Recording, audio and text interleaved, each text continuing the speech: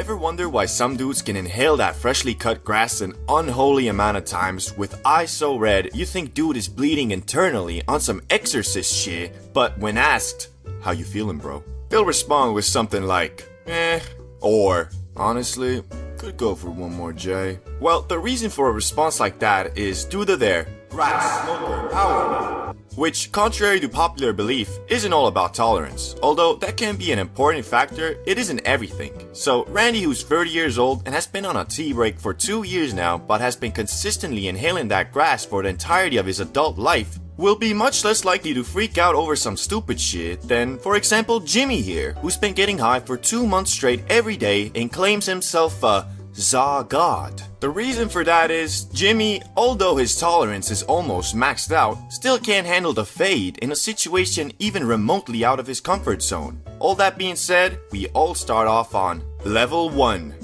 Bro, I think it was laced. Level 1, the good old times where the Za was still mysterious and scary. This is the level you're at if you've inhaled that magic spice only a couple times, and only so in the safest, securest, and good vibey situations possible. And honestly, while at this level, you couldn't even imagine doing anything besides eating Doritos and scrolling YouTube shorts whilst blasted, cause you just haven't gotten used to the feeling the green bestows upon you. That being the increase in significance of every thought and action, and because you don't know how to control it, your experiences with weed are mostly in your own head. So when you high, you can't focus on shit. Like really, the only thing that seems to catch your attention for more than 10 seconds is that sweet, sweet flavor on those Sour Patch Kids that you never knew could explode in your mouth like that. Now, depending on if you getting blasted solo or with friends will determine your speed of leveling, cause usually if you with friends, you get used to the Za more quickly because you're socializing. Plus, you know, there's always that one guy in the group that likes to mess with the newbies by getting them as high as possible and then being like, "Hey guys, let's go to the gas station." Which might seem whatever, but if it's your first time, you might just have a damn panic attack at that 7-Eleven, cause I swear, everybody is looking at you, and the cashier, he's onto you. Yeah, fuck that guy. Anyway, if you keep on eating grass, you'll move on to level 2. I am the Zaza God. Remember Jimmy, the self-proclaimed Zaza God?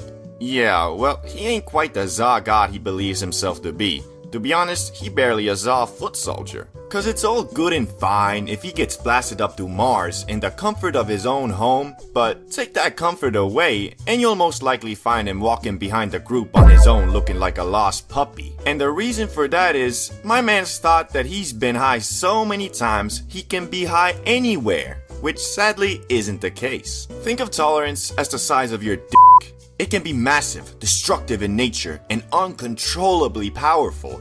But what does that matter if all you use it for is to jerk off? Same with tolerance, it's situational, so you can be unfazed by the Za in the comfort of your own home, but as soon as that comfort is taken away, you a total noob again. Instead of focusing on the size of his T, Jimmy should have been focusing on upping his riz and going out and pulling some quality baddies, if you get what I mean. I'd say going from this level to the next is one of the biggest steps in between levels, cause to confidently say you a Za God, you should be able to keep your cool in most public situations, even if everybody is staring at you and every car with a hint of blue is a FBI agent ready to take you away for good. You gotta be chill, like a cucumber. And if you do study the cucumber enough while spugging off the broccoli, you might just advance to level 3, Transformer Optimus Prime. This level is called Transformer because it's the level where your Zaza adventures completely transform. Instead of only smoking up at the comfort of you or your friend's home, you can now make plans in somewhat chill public areas like fast food places, cinemas, the park, the spa, or really anywhere where you know people will most likely be minding their own business. And because of this newfound power, you probably have also started blazing that green more, which depending on the type of person you are, it could start affecting your everyday tasks and goals negatively because although hard to admit, the Zaza can and will make you a lazy mofo if you let it. But as I said, it all depends on the shape of your character, so if you can control the inherent laziness the Za tries to curse you with and still keep on rolling with your goals without becoming a Dorito munching World of Warcraft playing stay-at-home hobgoblin, at some point you'll move on to level 4. Yeah, to be honest, I'm high right now. Welcome to the ultimate purgatory and struggle of a consistent Za enjoyer. As I said before, you only advance to this level if you didn't become a Star Wars lore arguing Prime Dumbledore admiring League of Legends playing high stay-at-home goblin. Wait, I argue Star Wars lore all the time, and I love Dumbledore. Well, at least I don't play League of Legends. Anyway, as I was saying, it's quite hard to make it to this level, and even harder to stay here, because nowadays, you are so used to doing stuff while blasted, you could theoretically be in that state 24/7. But the problem is, you also know being high 24/7 is expensive, plus, even if you don't notice, I'd say for 95% of people, it makes them less productive as well. So that's why I call it purgatory, because you're constantly pondering the question, should I maybe do a quick hit before doing this? And although I'd love to say I have the answer to that question, I don't. It all depends on you and your situation. So for example, if I had a job interview, I wouldn't do a quick hit. But then again, I know dudes who say the Za makes them less nervous and stressed, plus more talkative. So for those people, I'd have to say, go ahead I guess. But if one day you find a definitive answer to the question, should I maybe do a quick rip before this? You'll move on to the final and most elusive level there is. Level 5. Za God. You have entered into your own subconscious and from it dug out answers to humanity's biggest questions like, are we alone? Why are we here? Why is an 80-year-old man running for president again? And of course, should I bang that Benjamin a little bit before heading out? And I'm sorry to inform you guys that I do not know much of this level because I have yet to make it this far myself, and I still have no idea why Joe Biden is running for president again.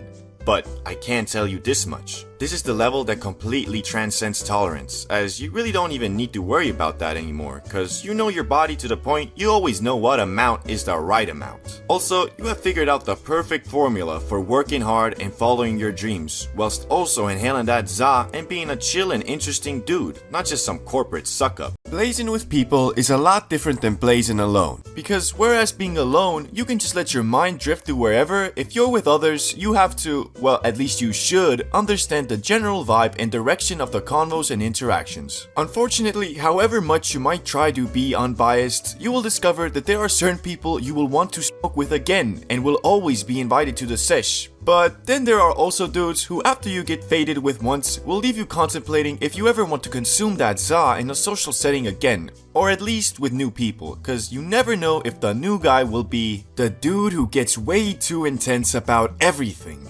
Nobody likes this dude, and for a reason. When mofos is faded, they just wanna chill and be happy, but this gremlin finds it necessary to express his deepest resentment or strongest belief in his personal opinions. The group could be talking about some chill like the fragrance of the ocean or the beauty of the sun, and this dude will start spitting out shit like, man, what a day to get lit. No clouds, sunlight on the skin, it's warm, just great. Yeah man, you're right.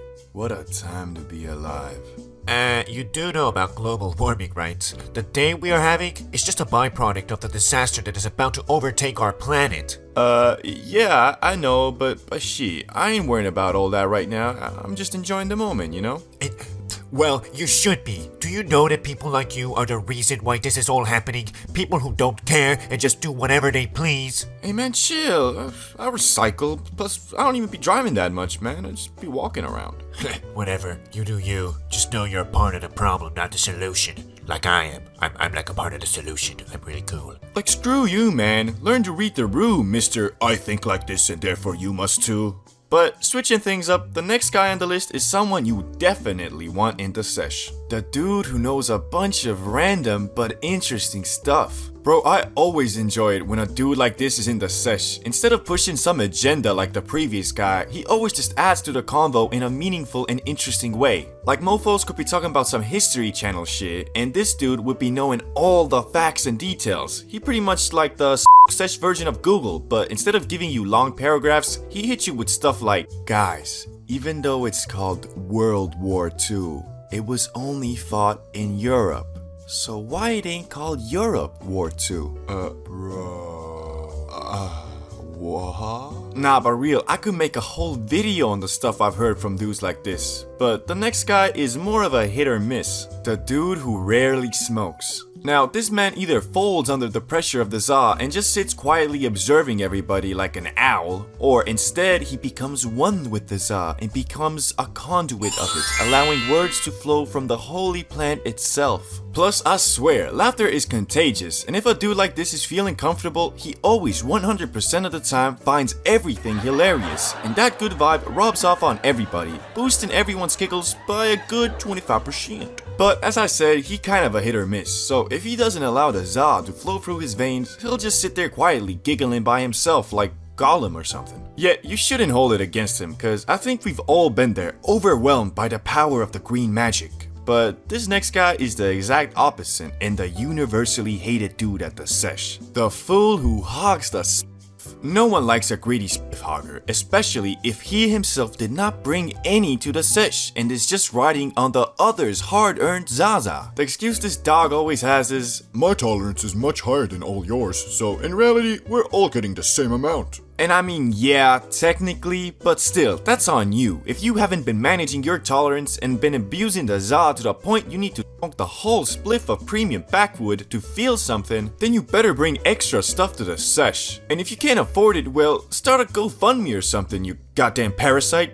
Shit's pissing me off just thinking about it. But this next guy definitely won't piss you off. In fact, when this dude is rumored to be at the sesh, it's always a must-go. I'm talking, of course, about the plug. Now, you might be wondering, why is this guy so great? Why is it a must-go when he is at the sesh? Well, the answer to that is, he is the plug, and therefore has a shitload of Zaza, and the best part being, it's usually all free. Bro, I've smoked with the plug many times, and they always bust out that exotic stuff for everybody to enjoy. And honestly, that's just a part of it, because this guy knows a lot about the magic green plant, and I swear, the best thing to talk about when high is Zaza, how it's grown, the differences in strains, the differences in effects. It all becomes 200% more interesting when you blazed. And on top of all that, you know for 100% sure that this dude will never freak out nor ruin the group's vibe because he got too high. Shit, my man might freak out for not being high enough. Dabs, the world's strongest saw, or so I have been told. In reality, dabs can't really be considered the world's strongest saw because it's technically not weed anymore. It's the extract of it. And although there are natural and unnatural ways to extract that THC, the end result is always the same: super potent, sticky, icky wax. You see, wax is like the express lane of cannabis. If the express lane was designed to launch you into a high so intense, you'll wonder if you just got teleported. It's a concentrated form of cannabis where all the THC and terpenes have been extracted from the plant into a sticky wax-like substance. Think of it as the espresso shot of weed. It's quick, potent, and designed to get you where you're going fast. Wax generally contains anywhere from 60 to 90% THC. That's right, you're basically inhaling a THC rocket launcher. A little dab, literally a small dot of wax, is enough to send you to the moon and back in no time, which, let's be honest, might be exactly what you're looking for, but anyway. The extraction process typically involves solvents like butane or CO2, which separate the THC from the plant material. The result is a gooey concentrate that can resemble something between honey and a gummy bear's worst nightmare. And if you think it looks a little sus, that's because it probably should. Just make sure you know what you're doing with the dab rig, or you might end up with an accidental science experiment that doesn't go quite as planned. Now, you might be wondering, CBD bro, what's the difference between like strong bud and dabs, eh? What's up with that? Glad you asked, my little munchkin. Bud typically contains around 15 to 25% THC, depending on the strain and how good your dealer is. This means it's still potent, but you won't be crossing into a parallel universe with a single puff. You get a slower, more gradual high that builds up over time, kind of like gently being rocked into a nice little nap. Unlike wax, which is concentrated and intense, Bud is the slower burner of the weed world. Sure, you'll still get high, but it's more of a let's hang out and take our time with this situation. Like sipping on a glass of wine versus chugging a bottle of tequila. You'll get the same effect, but one will probably leave you with fewer regrets. To put it simply, wax is like the hardcore version of cannabis, while bud is like the I'm just here to enjoy myself version. Both will get you high, but one will probably make you rethink your life just a little bit. So what made me want to try try dabs in the first place? Well, you see, as the modern day Columbus, I like to view myself as a discoverer, and having tried every type of grass besides wax, it kind of bugged me that I didn't have any knowledge of the latter. And so, for science, my own personal curiosity, and educational purposes, I decided to test it out so I can stand here and tell you not to try it.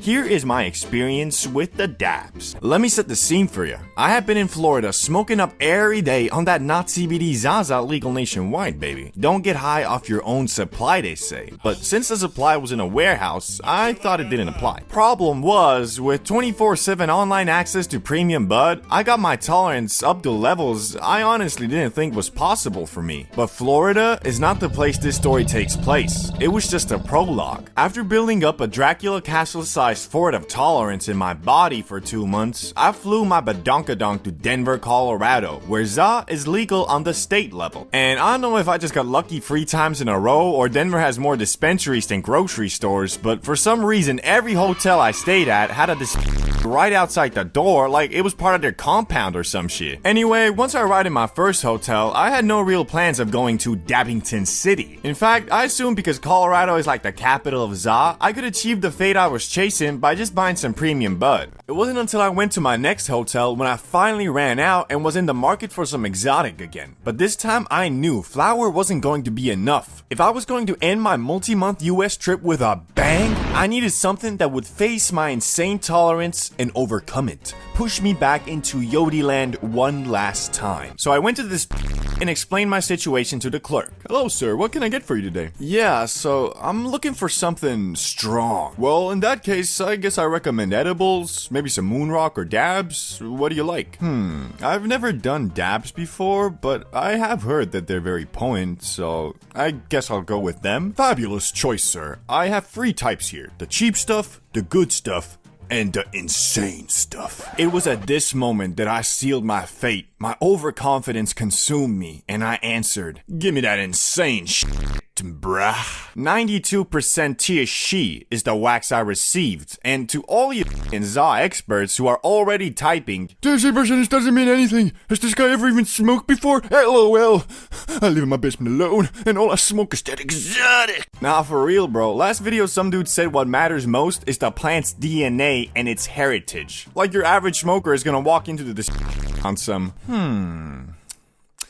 excuse me, could you tell me about the DNA compensation of this ZA? Yeah, I don't know, bro. It says OG. Of course I see that, but tell me about the history of this particular plant. Were its ancestors also original gangster? Look, man, I get $14 an hour here. I don't freaking know. I've smoked it before. It's pretty good. Anyway, now that I got my premium dabs, I needed a way to smoke it. But because I knew doing dabs is not as easy as just, say, ripping a BONG, I decided to do a bit of research before buying any equipment. So I went to the closest Starbucks, sat down, and... This is what you're gonna need. A cap, a nail, terp spinner, which is optional, a rig, Q-tips, torch, a timer, dab tool, and a set of lungs.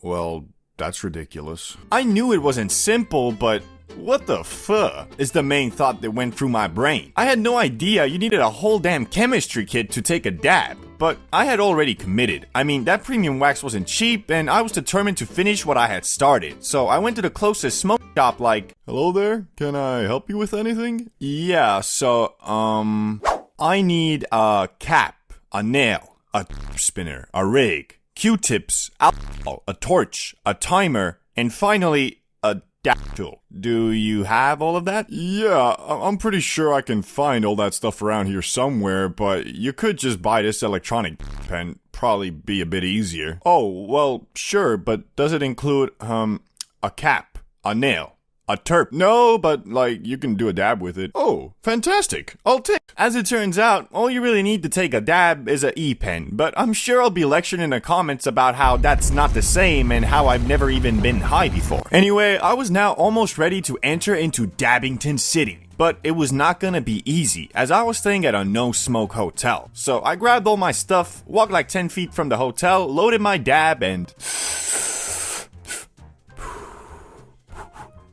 Oh, it's not on. So I put it on the high setting, waited a couple seconds, and prepared to smack it again.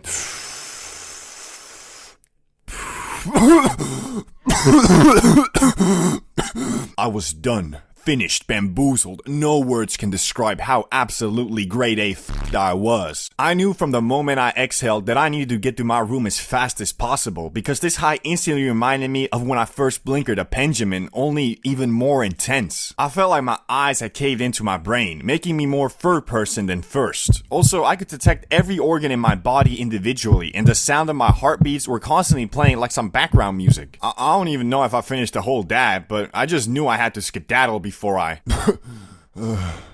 Wait, is it a bit No.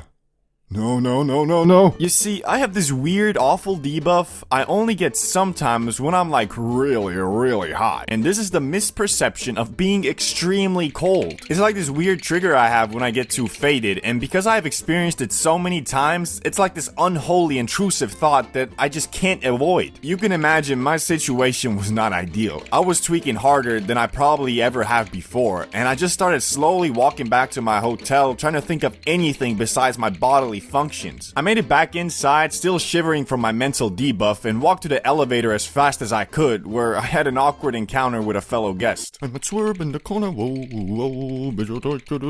Is it really that cold outside? No, it's pretty warm actually. Oh. Okay. That dude must have thought he just talked to a local crackhead. But anyway, the instant I got back to my room, I snuggled into my bed to warm up and hopefully stop tweaking, which eventually I did, but I was still scared to leave the comfort on my warm sheets, so I just kind of watched fun YouTube videos until I came down a bit. After about 30 minutes, I stopped geeking and instantly ordered some food, but not just any food. I ordered a large Baconator combo from Wendy's like a true American.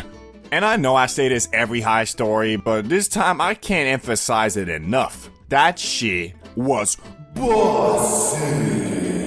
Combine my already empty stomach with the wax high, then throw in bacon, cheese, and lettuce. Yeah, I added lettuce to my burger. Why? Because fitness isn't a choice. It's a lifestyle. So, sorry to disappoint you guys, but really that's about all that happened. The high was very similar to my first Benjamin. Tweak it first, vibe later. Will I be doing dabs again? Probably not, because they're pretty expensive and build up your tolerance super fast. Did I enjoy my time in Dabbington City? Well, besides the first 30 minutes where my brain got Doctor Stranged into Antarctica, it was fun, although it did make me very stupid. As I remember trying to connect my PS5 to my TV, and for like 15 minutes, I was trying to figure out why it wasn't showing up on my screen until I realized, oh, I'm missing the HDMI cable. Imagine you ate a bunch of mushrooms, sat down and waited for them to kick, but as you were waiting, your homie gave you some acid. You sat there a bit longer, and just before everything started coming up, you smoked a massive bowl of some couch lock exotic za, and then boom, it all hits at once. That right there is how I describe DMT to someone who's never heard of it, because instead of gradually ramping up, DMT kicks down your mental door with a sledgehammer made of neon lights and screams. There is no build-up nor gentle come-up. One second you're in your room, the next you've launched through the fabric of reality like a screaming missile. You might meet entities that feel more real than your landlord, and they'll communicate in emotions, telepathy, or geometry. Then just as quickly, you're back on your couch like nothing happened, except you're sweaty, humbled, and questioning whether any of this, or anything ever, was real. But that's just DMT, the psychedelic equivalent of being booted out of the universe, given a cosmic PowerPoint presentation in a language your soul barely understands, and then drop back into your body with only a vague memory and a racing heartbeat.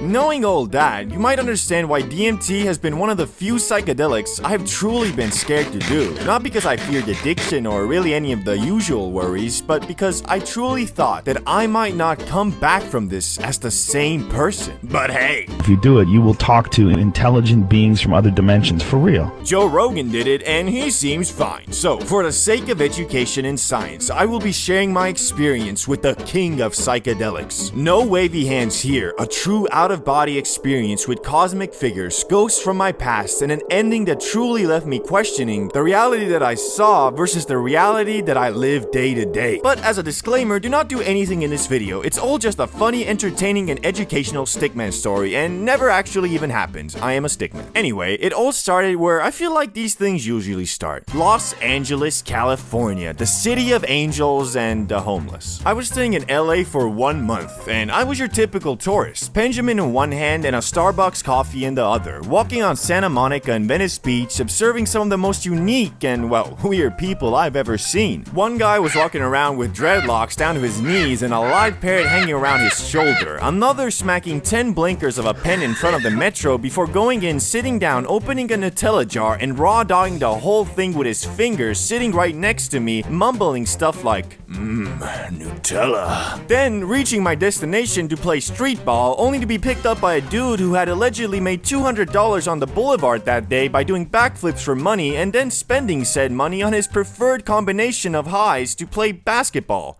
Shrooms and coke. Why I'm telling you all this is because I'm trying to get you on the vibes I was on for the month I stayed in LA. Normality became warped. Is this guy trying to rob me, or is he just tweaking off crack? Being in situations like that nearly every day really warped my fear detector parameters. Whereas the first week, seeing a bunch of fent fiends camped out in tents staring frightened me, on week 4 I just waved at them and smiled while ripping some Cali exotic frontal cortex destroying Zaza. But the thing with smoking anything regularly is that eventually your body is gonna feel it. Coughing, mucus, lower stamina, these are all things that can come from too much loud in your lungs, bruh. Through my days of journeying around LA, I had visited many dispensaries until I found one that I grew to call home. Weeks of buying za went by, and I had built a pretty solid relationship with the owner there. I showed him my videos, and he showed me some of the famous people he's met, like Snoop Dogg. Until one day, on my last week there, somehow the topic of DMT came up. He had done it before, I had not. I explained my adventures in Amsterdam, bugging off mushrooms and za, my heroic dose journey, etc., to which he replied, "You're ready." And after a few minutes of back and forth of me explaining why I'm a bit scared to try it, he ended up convincing me with 3 simple words. Sick video idea. Damn it! He's right. $7 for eggs? I need that ad revenue to survive. My quest had begun. A true legendary at CBD Bro adventure, because he told me that he does not have DMT himself, but a buddy of his owns a smart shop near Venice Beach, and if you go there and say John sent you, they'll hook you up. I had been given a real-life oblivion quest on some... You must travel to the faraway beaches of Venice, where there lives a powerful shaman. Once I find him, I must utter the code John sent me to progress the quest. So I got on the nearest bus to Venice and started journeying there. After about 1 hour, I was dropped off and had a 7-minute walk to the DMT plug. When I arrived there, the shop was nearly empty, with only 2 stoner-looking dudes hanging around, and the clerk didn't seem too happy by my presence. But I gathered my courage, walked up and said, "Hello, do you guys sell DMT?" John sent me? And as I uttered the words of the legendary John, his face went from, "Get the f*** out of here, you fed," to, "Oh, John sent you, of course we have DMT. What you looking for, a pen or the real natural stuff?" Shit. Well, give me the natural stuff, I guess. Good choice. Here you are, and you know what? It's on the house. Just come back tomorrow and let us know how it went. Free? On the house? Tears of joy dripped down my face as I hadn't heard those words ever since I arrived in the US. Now, I was locked in. I grabbed the herb and bust myself back to my $3K a month rundown studio apartment. An absolute banger of a deal if you ask me, and got myself prepared. I firstly watched a couple videos on the first time doing DMT, and found this very popular one where it was explained that you have to smoke it 3 times, but that after the first hit, you're not gonna wanna do anymore, yet you must push on if you want to get the true mystical experience. And since I knew I probably won't be doing this stuff ever again, I decided that I just had to go all out. I packed 1 bowl ready and set aside 2 similarly sized doses on the table to be added in after I finished the initial bowl, and well, I got down to business. I ripped my first hit, and right after exhaling, my room started shrinking. I swear the walls started closing in on me, and it's like everything got some top tier Minecraft shaders and a texture pack. I was way screwed up, but there was also a guiding voice, very similar to the video I had just watched. Whatever you do, don't stop. You have to keep going. You have to get that 3rd hit. I'm not shitting you when I say I felt like my only way to salvation was to get to the 3rd hit. I rushed to pack the 2nd bowl, all while I still saw the walls closing in. It was like a time trial. Okay.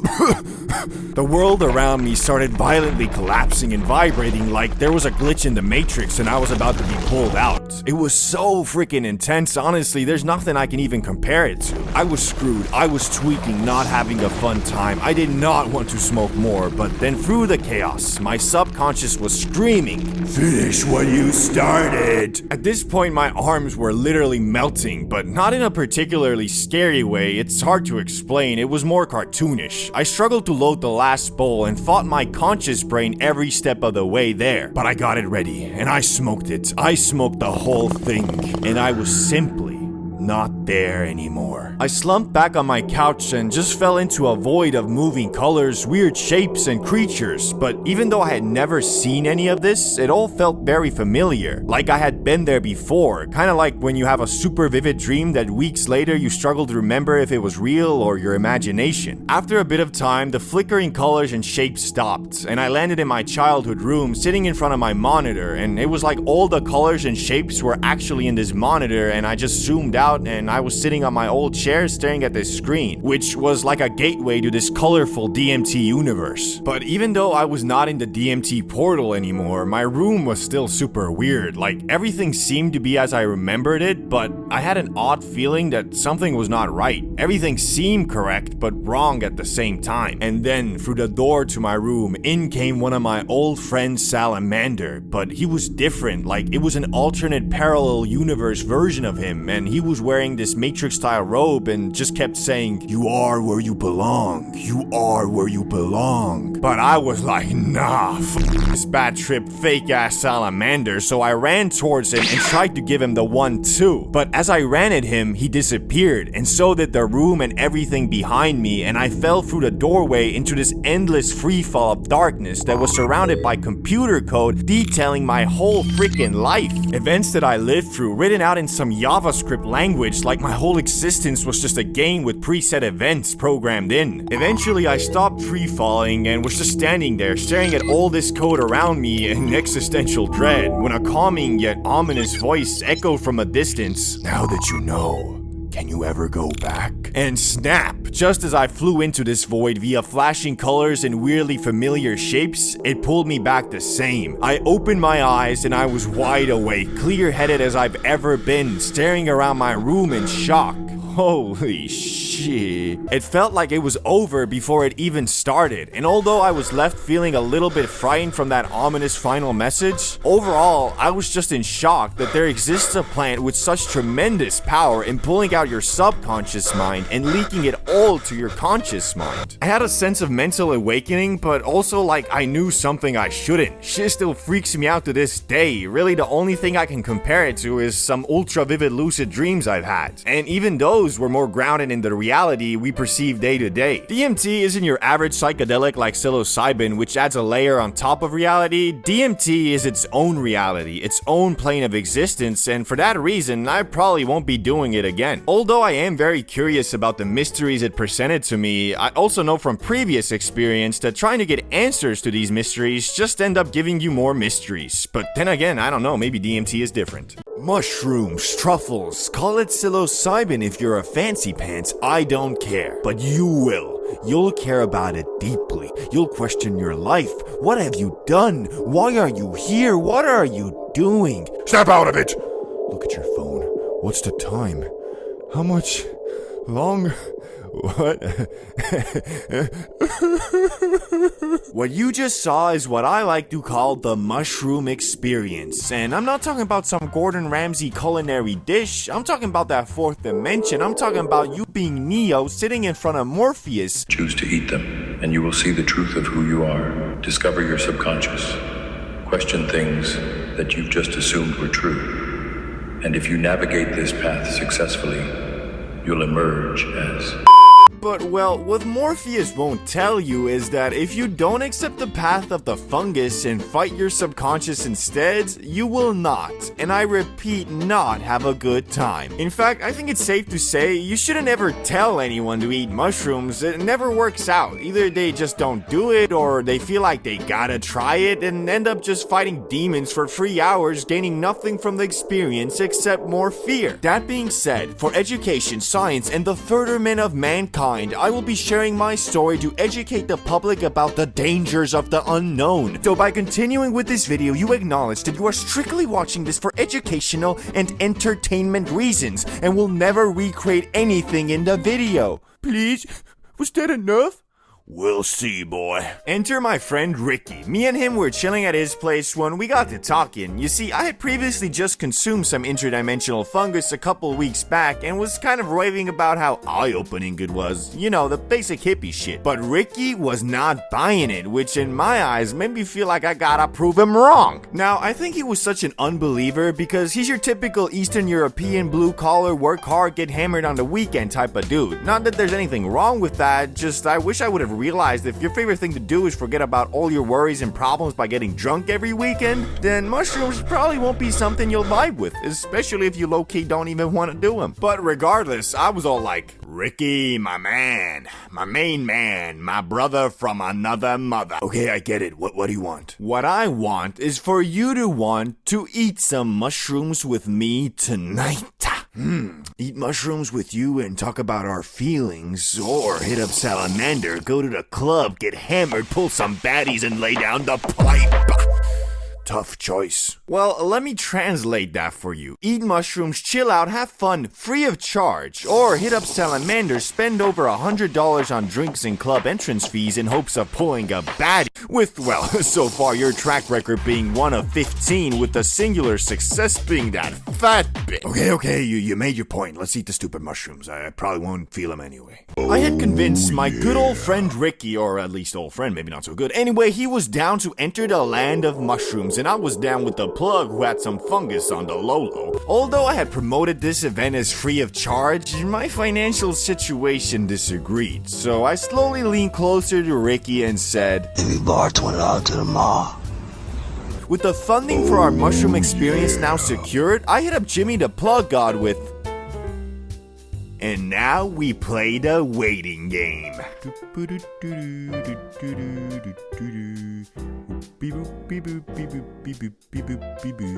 Any moment now. Finally. Yeah, 10G will run you about $100. Ricky, Richard, Rick Dog. You think you can spare an extra $30 for the homie? Fine. With further funding secured from our amazing sponsor, Rick Dog LLC, we ventured into our automobile to go and secure some Chungus fungus. And while we were driving there, I was all like, you know what I want to experience ego death? You get rich and pull hella hoes forever, right? That's stupid, but enlighten me, I guess. Okay, so hear me out. Why do individuals eschew the pursuit of their aspirations and the undertaking of risks, particularly when they are not constrained by socio-economic disadvantages? The answer lies in the nature of the ego, which harbors a fear of failure. This fear arises from a deep-seated concern that we may not be as intelligent or as capable as we believe ourselves to be. Consequently, the ego compels us to remain within the confines of our comfort zone, a realm in which we can entertain limitless potential without ever actualizing it. Damn, you really want to eat those shrooms, don't you? Perhaps. As we pulled up to the plug's addy and hunted him down, we completed our transaction and received a good amount of fungus, which I thoroughly inspected on the ride back and told Ricky the plan. No eating anything 2 hours before ingesting. Drink orange juice or anything sugary to end the trip faster. It takes about 30 minutes to kick and 2 hours to reach maximum overdrive. Any questions? Do they, taste okay? Like an expired can of organic dog shit. Nice. We'll eat it with chocolate, though. Great. We got back to the crib and sat down at the couch next to the table and got all our supplies like orange juice, chocolate, and water. Let's do this. I'm ready.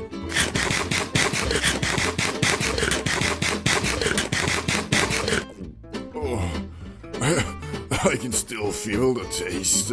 Yeah, that'll be like that for a while, but you know, let's take our minds off it with the new Plankton movie featuring SpongeBob. It's on Netflix. And so that's exactly what we did. Sat there in anticipation for the fungus to absorb, Among Us. It took a while, and the wait is always pretty anxious because you don't know when they gonna hit. I mean, it could be now. Better check my hands.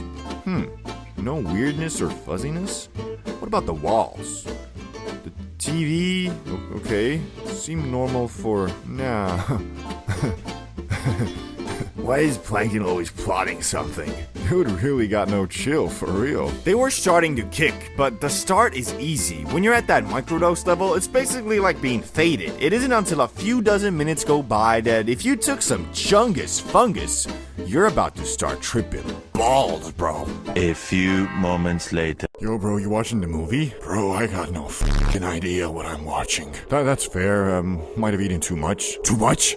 Wait, you're telling me I ate too much? No, not really. It just like could have taken less too, but what? No spiritual awakening then? Basically. Yo, I gotta get some fresh air. I feel like I can't breathe, man. Shit. Let's go outside then. You're getting me tweaking too, Rick Dog. Stop calling me Dad. As with every mushroom trip I personally ever had, stage 1 was complete, aka the indoors part, and stage 2, the juicy part, was just beginning. The outdoors wanderer and ponderer. Thank God we did this in spring, cause personally I don't know if I could even handle going outside in the cold while on that Mario pack. Anyway, we walked around in our small town in the fresh air, basking in the glory of the sun, hoping that we don't see anyone we know and shit. What's up? Y'all trying to come to the club tonight? Not gonna lie, me and Ricky are more fungus than Big Chungus, and Rick Dog is low-key. It's gonna be okay. It's gonna be okay. It's gonna be okay. High-key tweaking out like an Oompa Loompa. Damn! You two did mushrooms together? That's kinda gay, but well, have fun. No, don't leave me. Please, Tree. You're all I have. Yeah, we will, yeah. Ricky, come on now. The tree isn't leaving you. Let's go, get something to drink. So we moved on to the small grocery store in our neighborhood where, according to Ricky, we did not belong. He told me that it feels like everybody is staring at him, and although in my heart I knew that they weren't, the shrooms told me, yo, this mofo Ricky's speaking facts. Nah, bro, chill. You've been here enough to know that's not true. It's in your head, son. Not to scare you, bro, but, you're screwed. The demons are approaching. Ricky? We gotta get out of here right now. And so we did, with only one thing to show from our efforts, a container of OJ, which turns out does nothing. I mean, every smart shop owner in Amsterdam always says drink OJ to end the trip faster, but ChatGPT told me, nah, bro, that's cap. Which I wish I didn't ask him that while on the fungus, cause now all hope was lost. I couldn't even tell Ricky to jug the orange juice, cause I knew it was a dud. The trip really started feeling like a weird nightmare, but I mean, not so much, because I was tweaking mostly cause Ricky was, and I feel completely responsible for that, cause, well, it was my idea. So I did the only thing I felt like I could. I apologized to Ricky for dragging him into Mushroom Kingdom, which he accepted and told me, it's not your fault, bro. And after that, it was like something clicked, and we finally started vibing, talking about what we were feeling and what we were thinking. Near the end of the shrooms, we were discussing our trip, and if Ricky regretted it, and he said, well, yeah, but not as much as he thought. Because although the first half of the fungus was spooky, the second half did give him some type of spiritual or mental awakening, per se. Not that Ricky was gonna do anything with that. He got wasted with Salamander the next day and spent $200 on drinks, pulling zero hoes in the process. Moral of the story is, magic fungus can make you feel more connected with yourself and your subconscious. Will eating it once with no clear goal or motive change your life? Absolutely not. Or at least, that's what I think due to my experience with Rick Dog. For the last time, stop calling me that! Do you smoke? A question that has been asked frequently ever since the early 1900s, but unlike the early 1900s, where that question was mostly targeted towards cigarettes, these days, depending on your age and location of course, it probably means, do you enjoy sparking up a doozy at 8 p.m. to either watch Family Guy or ponder the meaning of life? No in between. Which, although smoking anything is harmful for us, I do believe we are moving in the right direction, aka the direction of less addictive cancerous chemicals. But don't get me wrong, Zaza is not good nor never will be good for your physical health. Although one can make the argument for mental health, only problem being 90% of that stems from, I feel like it helps, or I'm happier when I'm high, which in no way confronts the root of the problem, but rather serves as a temporary solution. But who am I to tell you if you're smoking too much weed, bruh? You have to figure that out yourself, because every situation is different. What I can and will do in this video though is outline every level of cannabis consumption, how they may affect your health and life, and give you a better understanding of when and how a semi-unhealthy controlled hobby can turn into a straight-up addiction, to hopefully educate the public about the most important thing when it comes to anything in life: moderation. So let's start off with level 1. A casual. The casual is someone who smokes up only on occasions and almost exclusively with friends or family. At this level, you might be sparking up once or twice a month when a homie invites you over to hang out. And the reality is, you don't even really care about the weed part so much as the hangout part. You understand that smoking isn't good for you, but you also know the person you chill with likes to do so. And who are you to tell your friend how he or she should live his life? This is truly a wonderful level to be at, as being high is always eventful and joyful. Unless, you green out. Anyway, I think this is obvious, but at this stage, you don't have your own bud, bong, or really anything related to the za, as your homie always just hooks you up. Which, unfortunately, most of us don't have a friend like that, or used to, but have since leveled up to the point that they're the ones hooking the homies up. But we all know free za always hits better. It's just one of those things. Level 2, the weekend smoker. The weekend smoker is someone who has evolved from only getting high for the sake of being on the same wavelength as the homie to someone who has grown to enjoy the effects of marijuana even alone. But don't get me wrong, you are still aware that smoking is not healthy, but you also know eating Ruffles is not healthy. Doom scrolling is not healthy, yet you still do them from time to time. Getting high has become something you look forward to, but since you're not smoking up every night, it's usually always accompanied with some activity you have in mind. AKA, I can't wait for Friday so I can smoke up and play Minecraft. I'm excited for Saturday so I can smoke up and watch Dragon Ball Super. Something like that. At this level, you're also definitely not smoking up frequently enough to start worrying about the financial implications buying weed comes with. At most, you're getting an eighth once a week and rolling a couple J's, or maybe if your friend was generous, he'll give you his old bong. Protected with your life. Personally, this is the level I have tried to stay at, but well, it's kind of hard because at this point you have your own weed, and if you're doing something fun at night, it kind of tempts you to do it, well, high. And once you give into that temptation, you'll move up to level 3. The daily reward. You've come to really enjoy your weekend highs, so much so that you've decided, screw it, it's Tuesday, there'll be no hangover like with alcohol. Yeah, I'ma smoke up. I would consider this level the last one where you can still say you are not addicted, just really enjoy hanging around while high. The only problem being, weed has become an integral part of your routine, which has removed some of the wonder that accompanied it in the previous levels. As before, being faded got you moving extremely irregular, but since irregular depends on your perspective of regular and you're pretty regularly high, your actions while under the influence, although still fun, don't make you feel that, oh shit. Where I'm going with this is that before the idea of doing your daytime activities while high seems scary, now they kind of seem like they might be a bit more fun instead. Also, you now know about strains, hybrid, indica, sativa. All these terms mean something to you. You might even have multiple strains at the crib, and depending on your nighttime mood and plan, you'll indulge in the one that suits you best. Whether you're looking to unwind after a long day or energize for a night out, there's a perfect strain to match every occasion. But don't get me wrong, you're still using the za as a sort of reward for a hard day's work to relax and chill, so you still have self-control, which, well, kind of starts fading on level 4. Gee, why not? Why not, you think?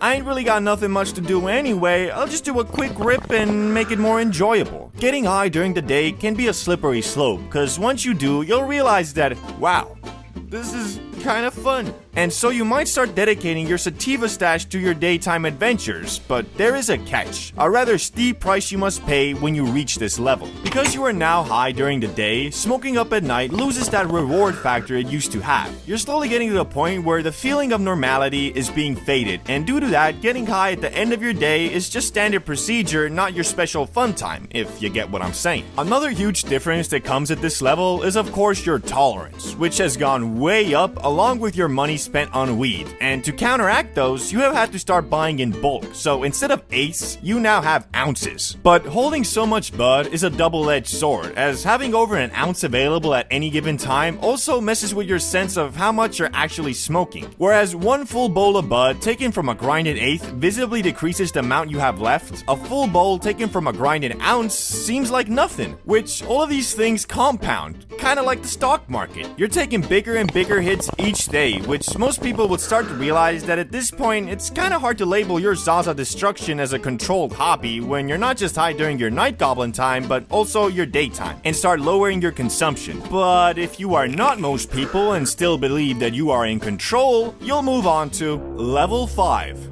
Zaza Fiend. A cigarette smoker can smoke a pack a day, which is not so good for your lungs. A Zaza Fiend can smoke 5 to 10 J's a day, which is also not so good for your lungs. Whereas before, you could point to that cigarette smoker and say, "You smoke the same amount in a day that I do in a month. We are not the same." Now you point at him and he points right back, which kinda sucks, not gonna lie. Being high has completely lost its wonder. It's more a monthly subscription to live your life normally and be in an alright mood now. You'll start to notice you got a bit of a cough. You got some stuck at the back of your throat pretty often, and you also can't remember what you did 2 days ago and beyond. "Oh no, I was high as balls," you say jokingly, holding back your tears, because the reality is you weren't high as balls. You smoked a lot of weed, yes, but you weren't all that high, just normal high. Although you can't really get physically addicted to weed, you absolutely can mentally. "I can quit at any time," you might think, and you could maybe, but oh boy, it will not be easy. Wanna play a game? Gotta get high. Wanna watch a movie? Gotta get high. Need to go to the store? Might as well get high. Everything is done high. Your lungs have not gotten a break to cleanse themselves, and your brain has not gotten a break either. In fact, it has gotten so used to being high, it feels pretty shitty without it. We could talk about your tolerance, but well, you probably know where that's at. On that maxed out endgame plus level.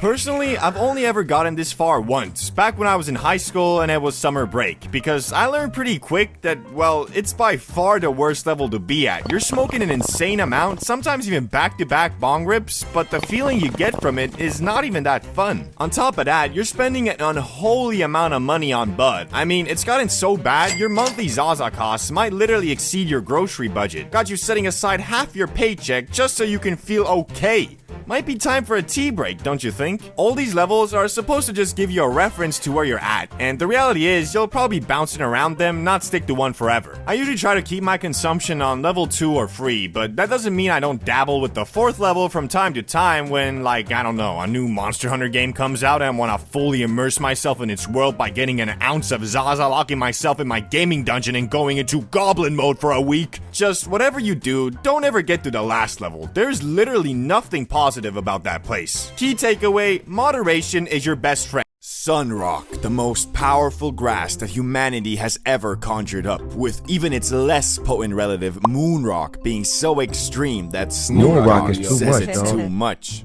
And since I had once already traveled to the moon and made it back alive, barely, I saw it only fitting for me to conquer the sun as well. Ultimate is sun. But unlike last time, where I was in Amsterdam with my brother and had the comfort of tweaking together, this time I was alone, nearly 6,000 miles away from home, in the city of sin, Las Vegas, Nevada.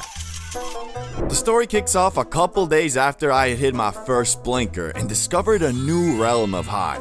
You know, kind of like Columbus when he discovered America, but unlike Columbus who annihilated the indigenous people, I was annihilating the Zaza, you know, blah, blah, blah. Anyway, after seeing firsthand what the land of the free can offer in terms of getting obliterated beyond the realms of Mother Nature, I was quite intrigued. So, out of curiosity, I decided to Google strongest weed you can get in Las Vegas, just in case there was something more potent than Moonrock, which up until this point I thought was the pinnacle of bud. So after stumbling upon an article comparing the rocks from the moon and sun, I realized that in my ignorance I had crowned a false king, and the only deserving punishment for a big smarty pants weed stickman YouTuber like myself was to feel the full wrath of the true strongest weed in the universe. I hopped on the local Las Vegas weed dispensary site in hopes of having it delivered to me like the Benjamin, but either due to current weather conditions or just the delivery man greening the fuck out, it said, "We are currently not providing deliveries." For the time being, I had no other choice than to leave my apartment and go to the closest dispensary in hopes of them having this exotic nug in stock. Only problem was that it was night and well, your boy wasn't exactly staying at Caesar's Palace, so as I was preparing to go outside in the dark, where, mind you, I saw a guy walking around wearing a safety vest, rocking a handlebar mustache, and carrying a double-barrel shotgun the night before, I just had to take a quick rip from the bong to make it a high story, you know? Okay, 2 miles that way. Wish I had a car. Guess I'll just run. Fucking bullshit. A few minutes later. Hello, sir? Oh yeah, hello. You guys have something called sunrock? It's like, nope. Just sold the last stock. Those guys bought it. We got moonrock, though. No, I've already done that. You know where I can get some sunrocks, though? Yeah, the store a mile from here should have some left. Okay, yeah, thank you. A few minutes later. Sorry, I gotta see your passport first, bruh. No, but this is like my government-issued ID, can you... Look, I'm sorry. We have a lot of people visiting from banana republics these days, and we can't start selling to everybody with a rinky-dinky, "This is a real country, Google it," ID card. Come back with a passport and I'll hook you up. I'm not from Banana Republic. We made Skype. We made Hello Skype. there. Hello there. Yes, I had to now walk back 3 miles, get my passport, walk another 3 to get the sunrock, and then walk another 3 back home. And mind you, I had already ran 3 miles too. So you know, of course, cause your boy fast as bolt, quick as an electrical jolt, I got an Uber back home. But now I was fresh again, so of course I put on my Space Jams and I got an Uber. But then when I was there and showed my passport, received my $80 weed, I was not trying to get robbed on the walkway filled with homeless camps in Las Vegas fiends, so I got an Uber. Finally, after wasting a week's transportation budget in 40 minutes, I was back in my apartment, sunrock in hand and rolling papers in my pockets. And yes, unlike last time with the moonrock, I wasn't about to smack that shit from my bong and get assimilated. Cause from the blinker I had done a couple days back, I learned my lesson about concentrate. Do not underestimate it. So I rolled me up a Slimmy Slimmer, basically a very small J. And something you might not know is that with these caviar nugs like sunrock, you're not really supposed to grind them with a regular grinder, so I just used my fingers to break the nug apart, and because of that, well, let's just say the airflow on this J was god awful. Later on I would find out you're not supposed to smoke sunrock from a J at all, but hey, you live and you learn. Anyway, I went to my patio and attempted to light this abomination, and I mean, it really was. Imagine taking some A4 Wagyu steak and serving it in a dirty bucket, but alas, I still...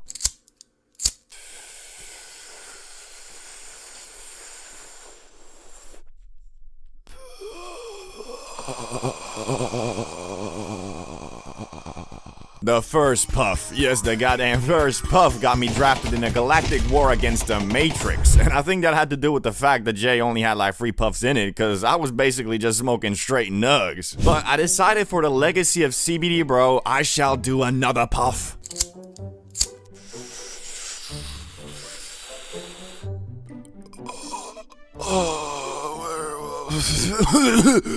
The French Revolution, the Napoleonic Wars, the moon landing, the splitting of the atom, the theory of relativity, it all flashed before my eyes because I now saw the world from an interstellar position. And I would love to say I now went on some grand adventure and discovered the Holy Grail with some Las Vegas crackheads, but this was different. The high was spent glued to my couch, wondering the meaning of the universe and how I had traveled 6,000 miles across the ocean and was now sitting on a couch in some random Airbnb completely and utterly blasted beyond human understanding. After about 15 minutes of doing literally nothing but staring at my wall, I decided to watch some YouTube and found this guy called Oversimplified who makes these historical animation videos and spent a good portion of my high learning about the history of our world. Too bad I don't remember a goddamn thing, but at the time I felt like I was really becoming a damn scholar. I guess the lessons and memories of that high are waiting for me once I return to the land of the sun.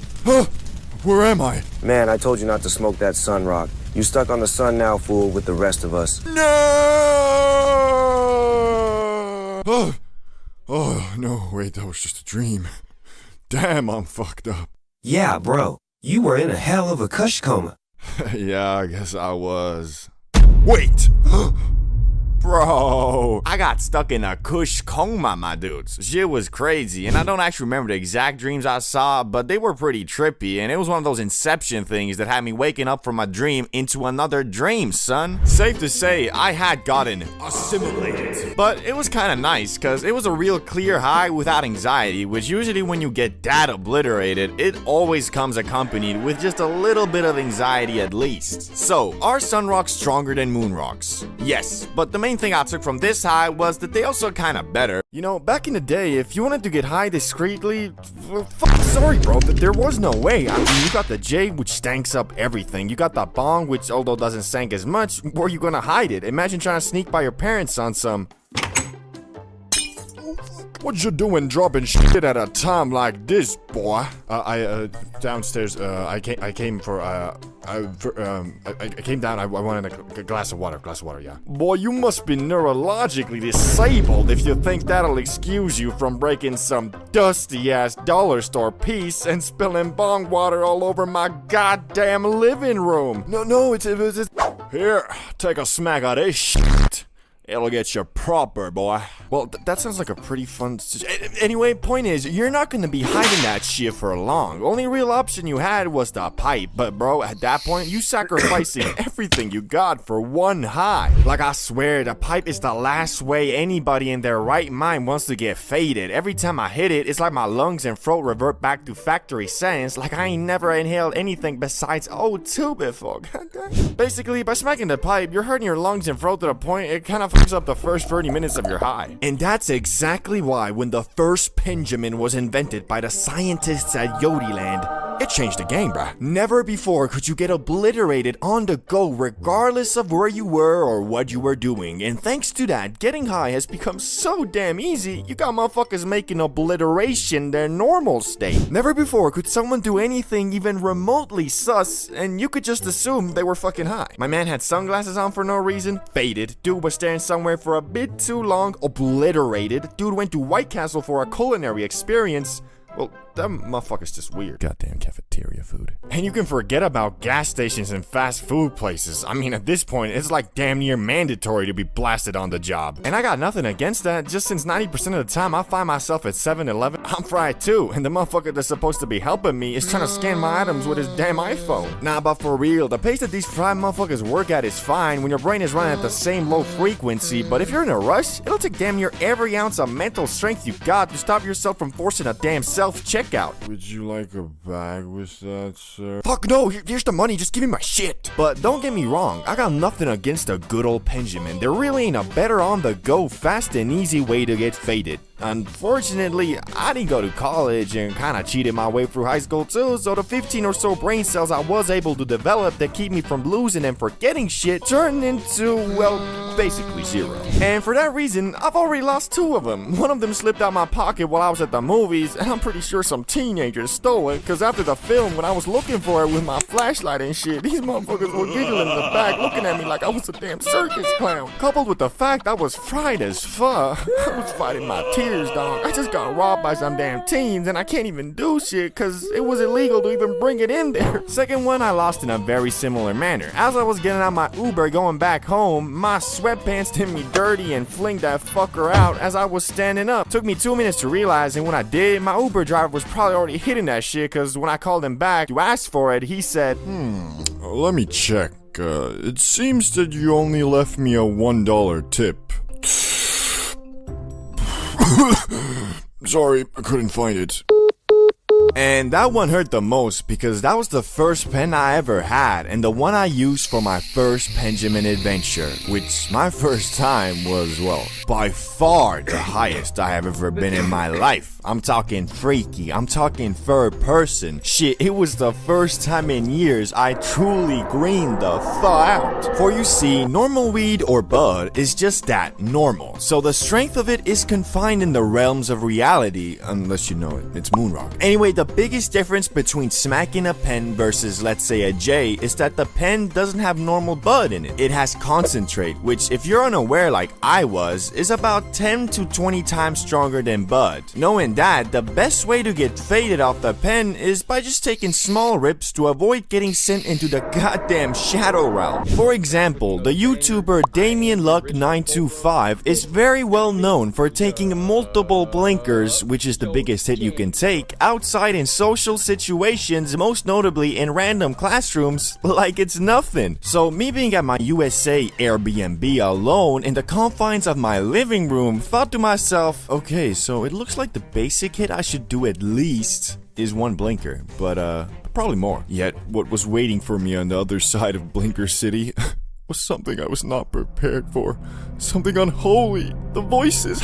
I'll never forget the horrible things they were whispering. They made me almost delete my YouTube channel.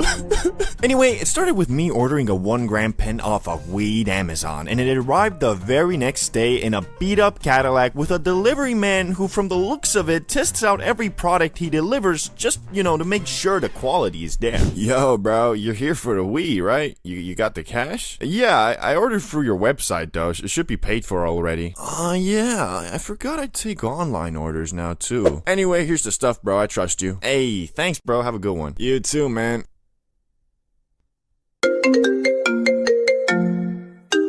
Hello, Mr. Bro. We got a delivery for you from Weed Amazon that should be arriving in an hour or so. Will you be home then? Wait, didn't I just... I'm a gorilla in a fucking scoop. Gonna pull up to the zoo. Oh, I better get out of here. So I went back to the crib, Benjamin in hand, and prepared myself to get faded. And obviously, I went for a blinker, my very first hit. But since I had never smacked a pen before, I inhaled it for about 4 seconds and stopped because it was so light on my throat, I thought it wasn't working, but it actually was. And from that 4-second puff, I was already quite bamboozled. But since I have this weird rule of every time I get new stuff, I break it in by doing a massive hit, I thought, well, fuck. I was supposed to do a blinker, and went for it again. I inhaled and inhaled for a good 8 to 10 seconds, but the thing just wouldn't fucking blink. It got to the point where there was tears coming from my eyes and my throat was begging me to stop, and it ended up like...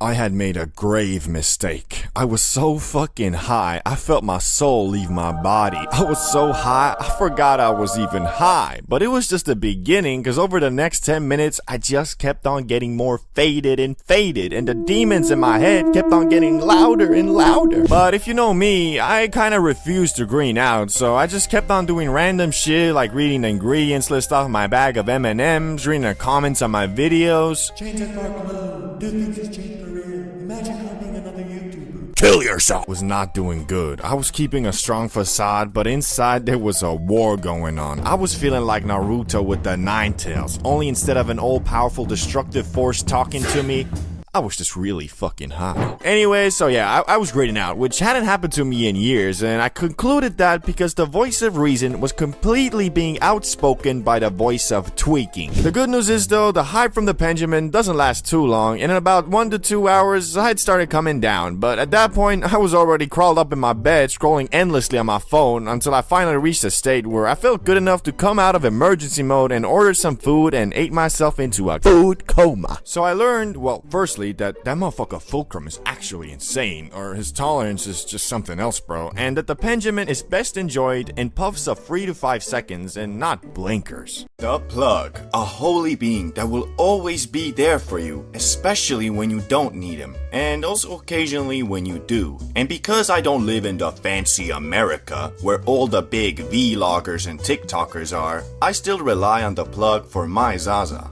But after years of buying from different plugs, I always wondered how much money do these guys actually make, and what are the requirements to be successful in the profession? Well, finally, after the introduction of a new, scientifically enhanced type of grass, HHC, I kinda got the answer to these questions, and I'ma be honest with you, it ain't what I expected. As I said before, it all started with the introduction of the so-called new and improved ZA, HHC. And because it was new and regulations had not been set, even in my Stone Age country where an 18-year-old can buy a liter of vodka and drink himself to death, Or just get hammered and get the sudden urge to call out the 6'5" undefeated heavyweight MMA fighter at the club because, well, when he sees red, bodies start dropping. Anyway, since this was legal and I am a law-abiding citizen who wouldn't even dare to jaywalk, I thought to myself, this is the perfect moment to see what being the plug is all about. Furthermore, because most dudes in this country don't know anything about strains, hash, bud, and just take whatever the plug has, I didn't need to worry about people thinking I scammed them. Also, your boy conducted a thorough inspection of this new product using only the most delicate and scientific tools possible. Oh, okay, I hit that shit through a Red Bull canning. It kicked pretty nicely, so I dubbed it Verified Lab. After securing half an ounce of the Verified Lab, which is 14 grams in European tongue, I went to work on finding customers. And obviously the best place to start is on Snapchat. So I took a picture of the Zaza with the caption, 15 bucks per gram, hit me up. Which is a steal, because, well, it sold for 20 a G here. And unfortunately, I only got one sale, cause I guess most of the people who I knew smoke Verified Lab were plugs themselves and knew of the existence of HHC and that it's like 6 bucks a gram. But I was still determined to flip them packs and make them racks, so I hit up the most trustworthy plug I knew who actually had people in his contacts who smoked Verified Lab, but were not in the business of trapping themselves. After a thorough business meeting where we may or may not have smoked the grass ourselves, he conducted that the gas I had was indeed worthy of the title Verified Lab, and offered to buy it all for 12 bucks a gram, which, I mean, I got it for 8.5, so I obviously said yes. At first I thought that was all. I made a nice profit of about 40 bucks and was feeling good. But after about 2 days, I got a message from the plug I conducted business with reading, "Bro, that shit sold out quick. Can you order more? I think I can actually sell this stuff for 25 a G, cause people want the same stuff real bad." Now, I think you are currently pondering two questions. Why didn't he just order more himself? And how the hell did these dudes not know it was HHC? Well, the reason he didn't order more himself is quite simple. He is a full-time OG plug, so dudes does not have a bank account to order stuff. And to answer the second question, I truly don't know.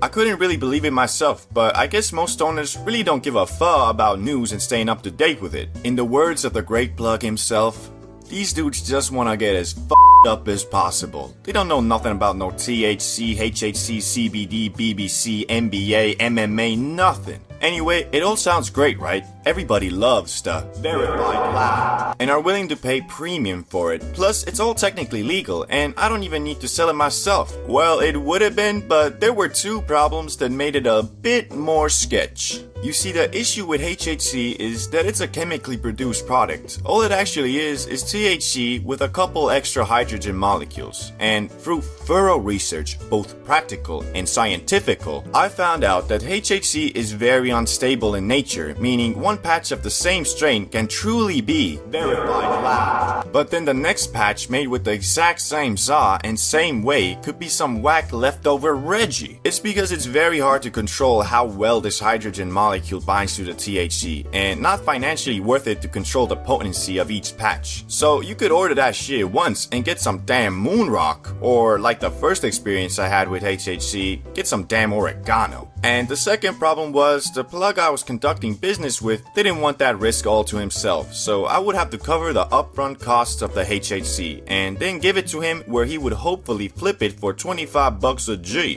which I would receive 15 bucks a G and him 10. So here I was with quite the pickle of a conundrum. Should I order a whole ounce of HHC, which by buying an ounce you get the best price per gram, but I risk it being whack Reggie? Or should I just order a fourth, therefore lowering the risk of getting whack product, but also lowering the profit margins? And the conclusion I arrived at was the best of both worlds. I ordered half an ounce just like before. After receiving the good, I gave half of it to the trustworthy OG plug and waited for that passive income to roll in. But unfortunately, it was as I feared. The stuff I got this time was still good and solid, but it just wasn't the Verified Loud I received before. So the OG plug was having trouble marketing it it as premium ZA and lowered the price to the industry standard 20 bucks a G. But unfortunately, dudes were catching on as well, and some of them refused to buy the ZA cause they could just order it online. Like, yeah, you can, but wouldn't you rather buy from your friendly neighborhood plug? I guess not, cause after a couple days, the OG plug sent me another message.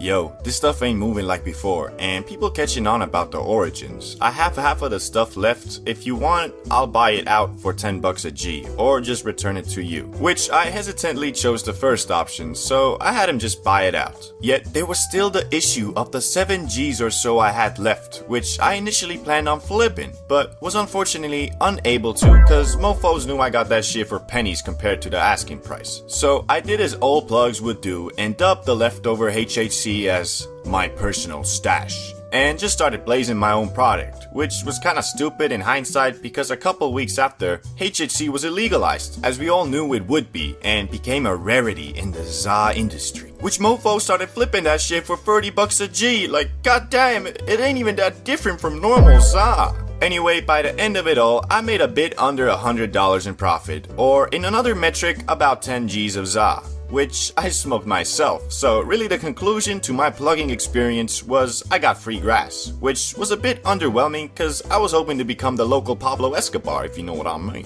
Moral of the story is don't get high off your own supply, or at least if you want to be a businessman. Oh, and also don't sell illegal things, cause well, this HHC was legal, so I could have technically flipped it on Facebook Marketplace or something. The wake and bake is a legendary art form created by humans of the highest intellect. The act of waking from one slumber and immediately entering into Yodi land is a sacred practice known only to the chillest of creatures. There has been a lot of controversy in the meaning of wake and bake. Some say it can only truly be called the holy practice if one smokes up immediately after awakening from dreamland. Others, including myself, believe it is not necessary to sleep next to your crusty last cleaned in 2007 smelling like a rotting can of tuna ass piece of glass. Cause I don't know about you, but personally I like to start my mornings off with something nice, like a coffee or some bacon and eggs, not the taste of water in my mouth whilst coughing my lungs out. I believe a true connoisseur won't partake in such barbaric activities and will at least put some pants on before smoking that doozy. Now, if you ever participated in the wake and bake, you will know that it hits differently than, let's say, an evening bake, but only if you got the whole day free, cause the Zaza will amplify your excitement for the coming day, or until you eat breakfast and pass out on your bed. Back in summer, I used to bake after the wake quite a bit. It was always really nice to just go outside to the warm sun while smoking that morning pack. And bro, don't get me started on those breakfast munchies. I'm usually the guy to only drink coffee or something for breakfast, but that early morning grass gets me on that Nico Cotto avocado pack, I swear. Bro, how much are you going to eat?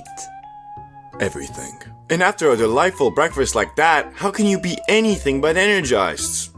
Nah, in reality, after destroying 2,000 calories of Twinkies, you're probably gonna pass out in 20 minutes. But that's why after the first couple times, I created the 3 golden rules of a productive wake and bake. Number 1.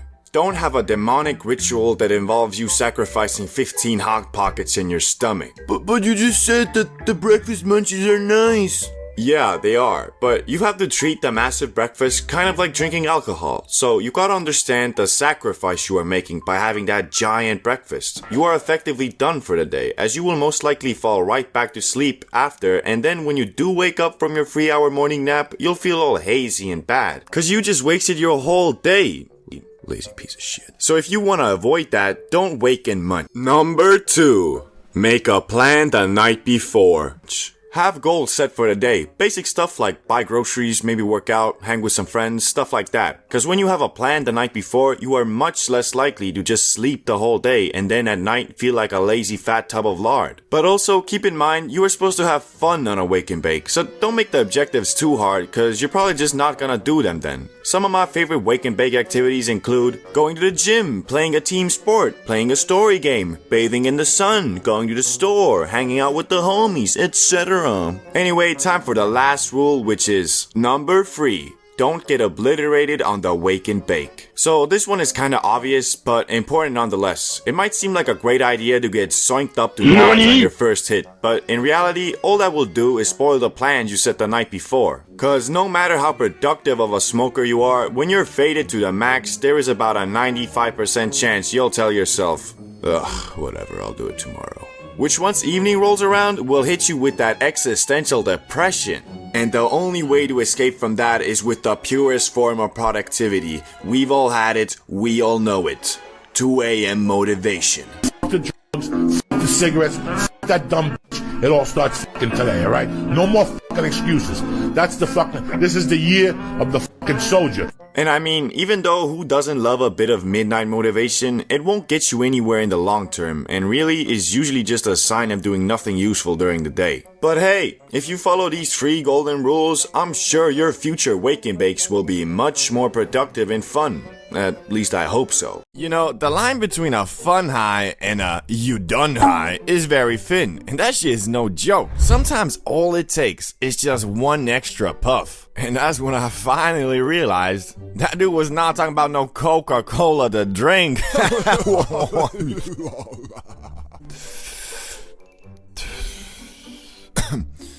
Wait, but I did buy this weed from him. I wonder if... No, wait, it can't be. Everybody stop right now! I think we're all smoking crack! Hey, yo, see, you got any more of that weed you gave me yesterday? Oh, it's really good shit. Yeah, I really like it. Hey, yo, I see you have some. Hey, yo, give me, I'll give you anything. I'll fucking suck your dick. And that's exactly why you can never trust a plug who also sells that Coca-Cola, if you know what I'm saying. But your weed being laced with a substance that'll change the chemistry of your brain and make the pursuit of your dreams and happiness into the pursuit of concentrated 1900s Coca-Cola and ruin your life forever is the least of your worries when you smoke up with a bunch of sad boys. Now, don't get me wrong, mental health is very important and you should never keep everything inside because your loved ones want to help you. But bro, ever since Juice WRLD dropped Lucid Dreams, motherfuckers will find any reason to be depressed. I still see your shadows in my room. Can't take back the love that I gave you. Yo, what was going on with you, bro? Like, you've been acting really sad as of late. You wouldn't understand. I'm depressed. There's just no point to anything. Wait, but you weren't depressed 2 days ago. Oh, you're on a sad boy phase. Sad boy? No!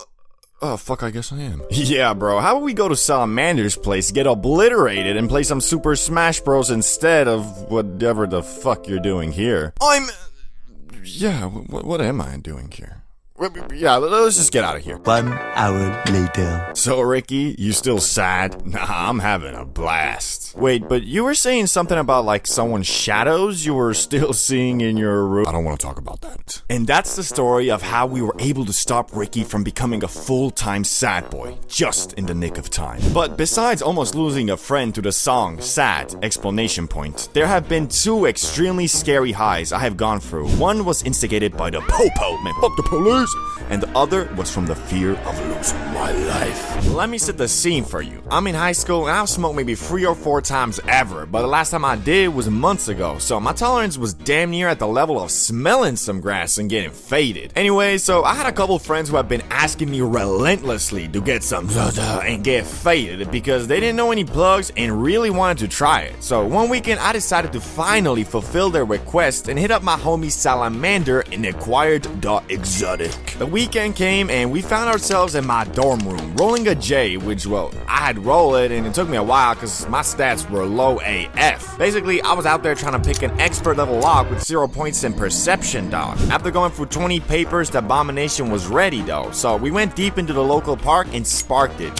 Barely, because that shit had almost 0 airflow. I had to relight the damn thing after every puff. Yet that was definitely not even close to the worst part, because these motherfuckers were begging me to get the Zon in the first place, were scared shitless to get high, so I ended up smoking like 80% of the J myself, leaving me absolutely zoinked in a group where nobody else wasn't. So you can imagine I was feeling pretty betrayed, and also a bit scared, because if you've ever been obliterated in a group where no one else is, you know that you feel kind of like an alien abandoned by your comrades in a hostile planet, and that feeling was amplified by the fact that these friends of mine were kind of dickheads. Because after puffing down the J, we went to the local gas station to get some munchies, and of course, I was fiending for some trans fat, so I asked them if they could go in there and bring me the stuff I wanted, and I'd of course pay them back. Pretty reasonable and easy, right? Being that I was the only one who was blasted and scared of getting caught. I guess fucking not, because these pussios who didn't even inhale the fucking weed told me that they wouldn't bring me anything if I didn't come in. Which, I mean, these days I wouldn't mind, but I was like 17 and it was a Friday night, the prime time for cop patrol, so I had no choice and went in there tweaking out of my mind like...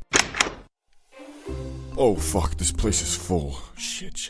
Wait, it feels like they're all staring at me. No, I think I'm just high. Okay, let's just get out of here. I'm not gonna order anything. Okay, fine. Go to the corner. Hey, yo, bro, I'm gonna just take some chips and candy, okay?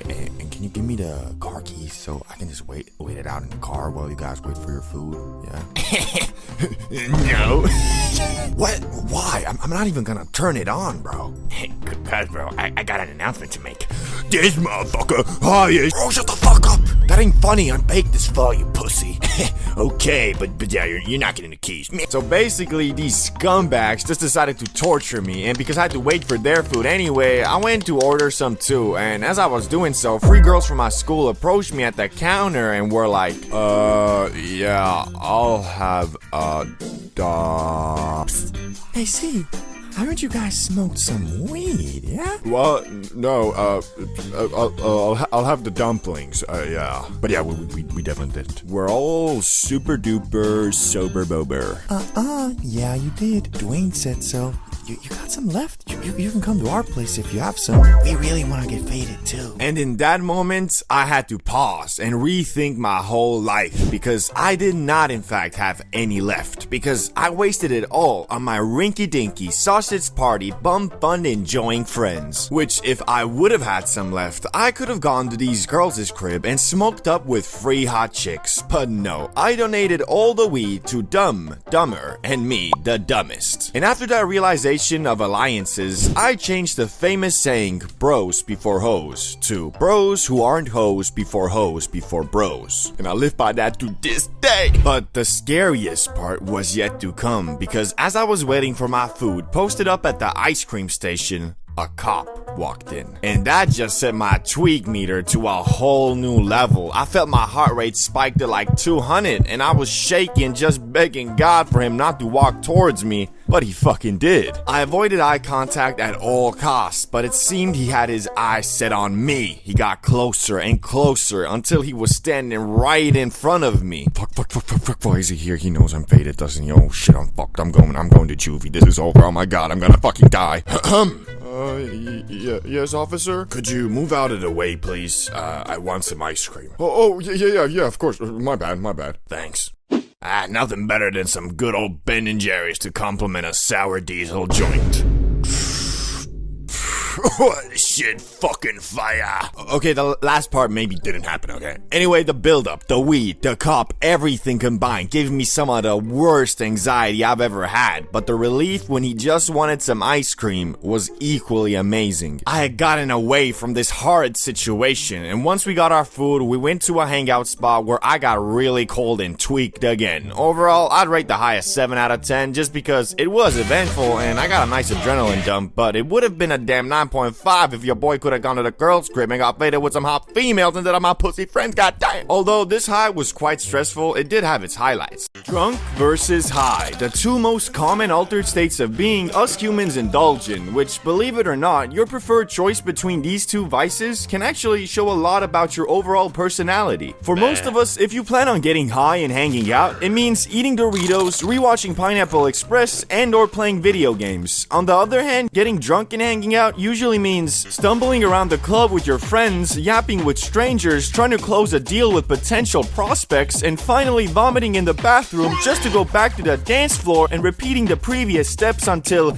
A, you close a deal with progressively less desirable prospects, or you strike out completely, go home, and brace for the hell that's waiting for you in the morning. But there is a lot more you need to take into account when comparing alcohol to weed, so today, for the sake of science and education, let's look at every major category and come to an unbiased decision on which of these substances is subjectively better, starting with the most important category, and that is the effect. You ever seen a dude faded beyond belief, hanging out and having a fun time with a dude that's drunk as fuck?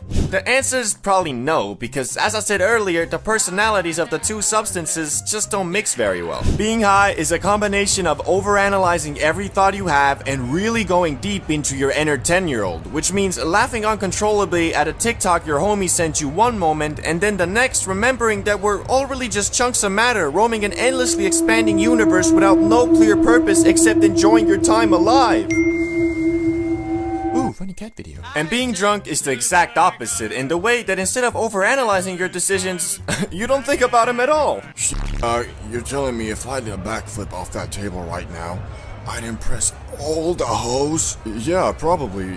You know how to do a backflip though? Just watch. Hey everybody, check this out. Shit. Bro, I thought you said you know how to do a backflip. I never said I knew how to. I just thought I'd pull it off somehow. Basically, being drunk makes you overconfident, unaware of your surroundings, numb social anxiety, and overall just makes you very spontaneous in your actions. But don't get me wrong, that's not always a bad thing per se, cause being drunk is fun as fuck. To be honest, in most social situations, it's probably gonna be way more enjoyable than being high. Just the way I see it, alcohol numbs your senses and worries, while makes you more aware of them. So although in the long term, smoking grass is probably less harmful to your overall life, that's not what we're comparing here. So a bit of a controversial take maybe, but alcohol wins this category 1-0 booze. But now let's look at the thing that comes a couple hours after the effect. And that's the after effect / hangover. Not gonna dwell on this subject for too long, as I think we all know where this is going. If you get shit-faced drunk on Friday, you're gonna be fighting the urge to yourself on Saturday. Okay, that might be a bit of an over-exaggeration, but it's low-key true. Because you see, ethanol, aka alcohol, is literally poison, and when you drink too much of it, you're gonna feel like you've been poisoned. Like shit, who would've thought? And with weed, of course, there is no hangover whatsoever.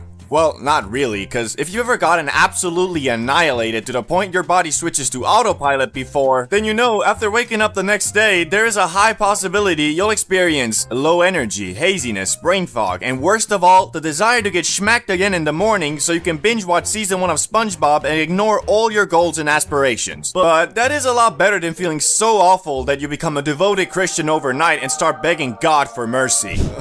My head hurts so bad.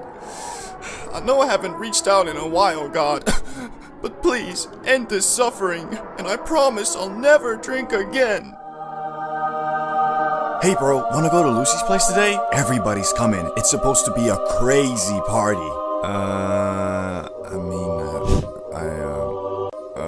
Yeah, let's go. So even though the grass isn't the miracle plant some people believe it to be, I'd still say it's the clear winner in this category. 1-1 all tied up. Now let's look at cost. In the previous comparison of weed versus nicotine, I went through all the levels of consumption to figure out which one is cheaper, but with this one, comparing just the cost of the booze versus the Zaza isn't gonna cut it. Because you see, on a night out where you get wasted, I'd say maybe like 20% of the actual money spent is gonna be on alcohol you yourself consumed, with the rest going to entry fees into clubs, buying shots for them hoes, expressing your love to the homies by buying them drinks, and other stupid shit people tend to do when drunk. Also, unless you're a straight up bum or functioning alcoholic, you're not gonna be drunk every day. Instead, if you love drinking and partying, you'll be drunk every weekend. Or the other possibility is, of course, you drink a couple beers every night at the end of your day, which the best way to tell if you fall into this category is go look in the mirror, and if you have a dad bod, then yeah, you're probably in it. With smoking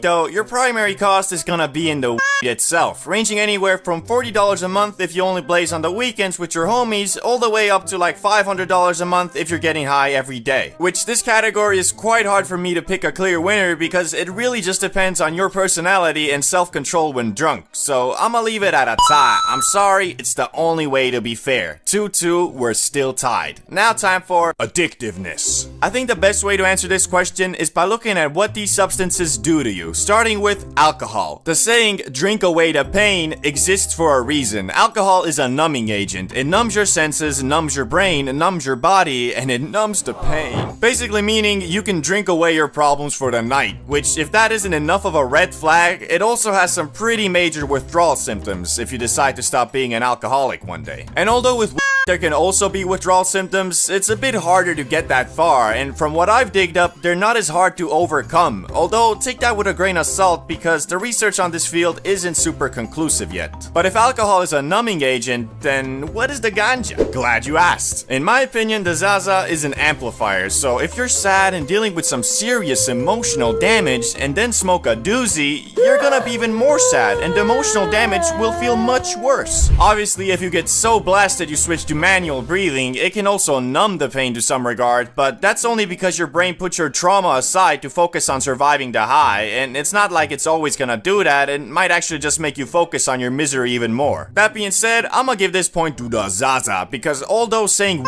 isn't addictive is false, it is still less so than alcohol. So 3-2, the grass is finally winning, but maybe this next category will tie it back up. Variety. This is a very interesting category because both alcohol and weed have variations. For bud, that usually means is it sativa or indica? What's the THC percentage? What strain is it? And for alcohol, it's about the same, as in what percentage of alcohol is the drink? Is it vodka? Is it tequila, beer, etc.? So both have variety, but there's one major difference that, in my opinion, pushes one of these substances over the hump to victory. Unlike alcohol, which you can only drink or technically eat, but well, nobody's really doing that. Anyway, with weed, you have many ways of consumption. Eat, drink, smoke, vaporize. You can even use a tincture and drop some highness right on your tongue. And although alcohol does have some variety in its effects, it's usually always about the same compared to the za, where if you're smoking some Cali sativa exotic, it's gonna be noticeably different to some standard indica. And for that reason, I have to give this one to the Zaza. Pour 2 does. Mary Jane still undefeated.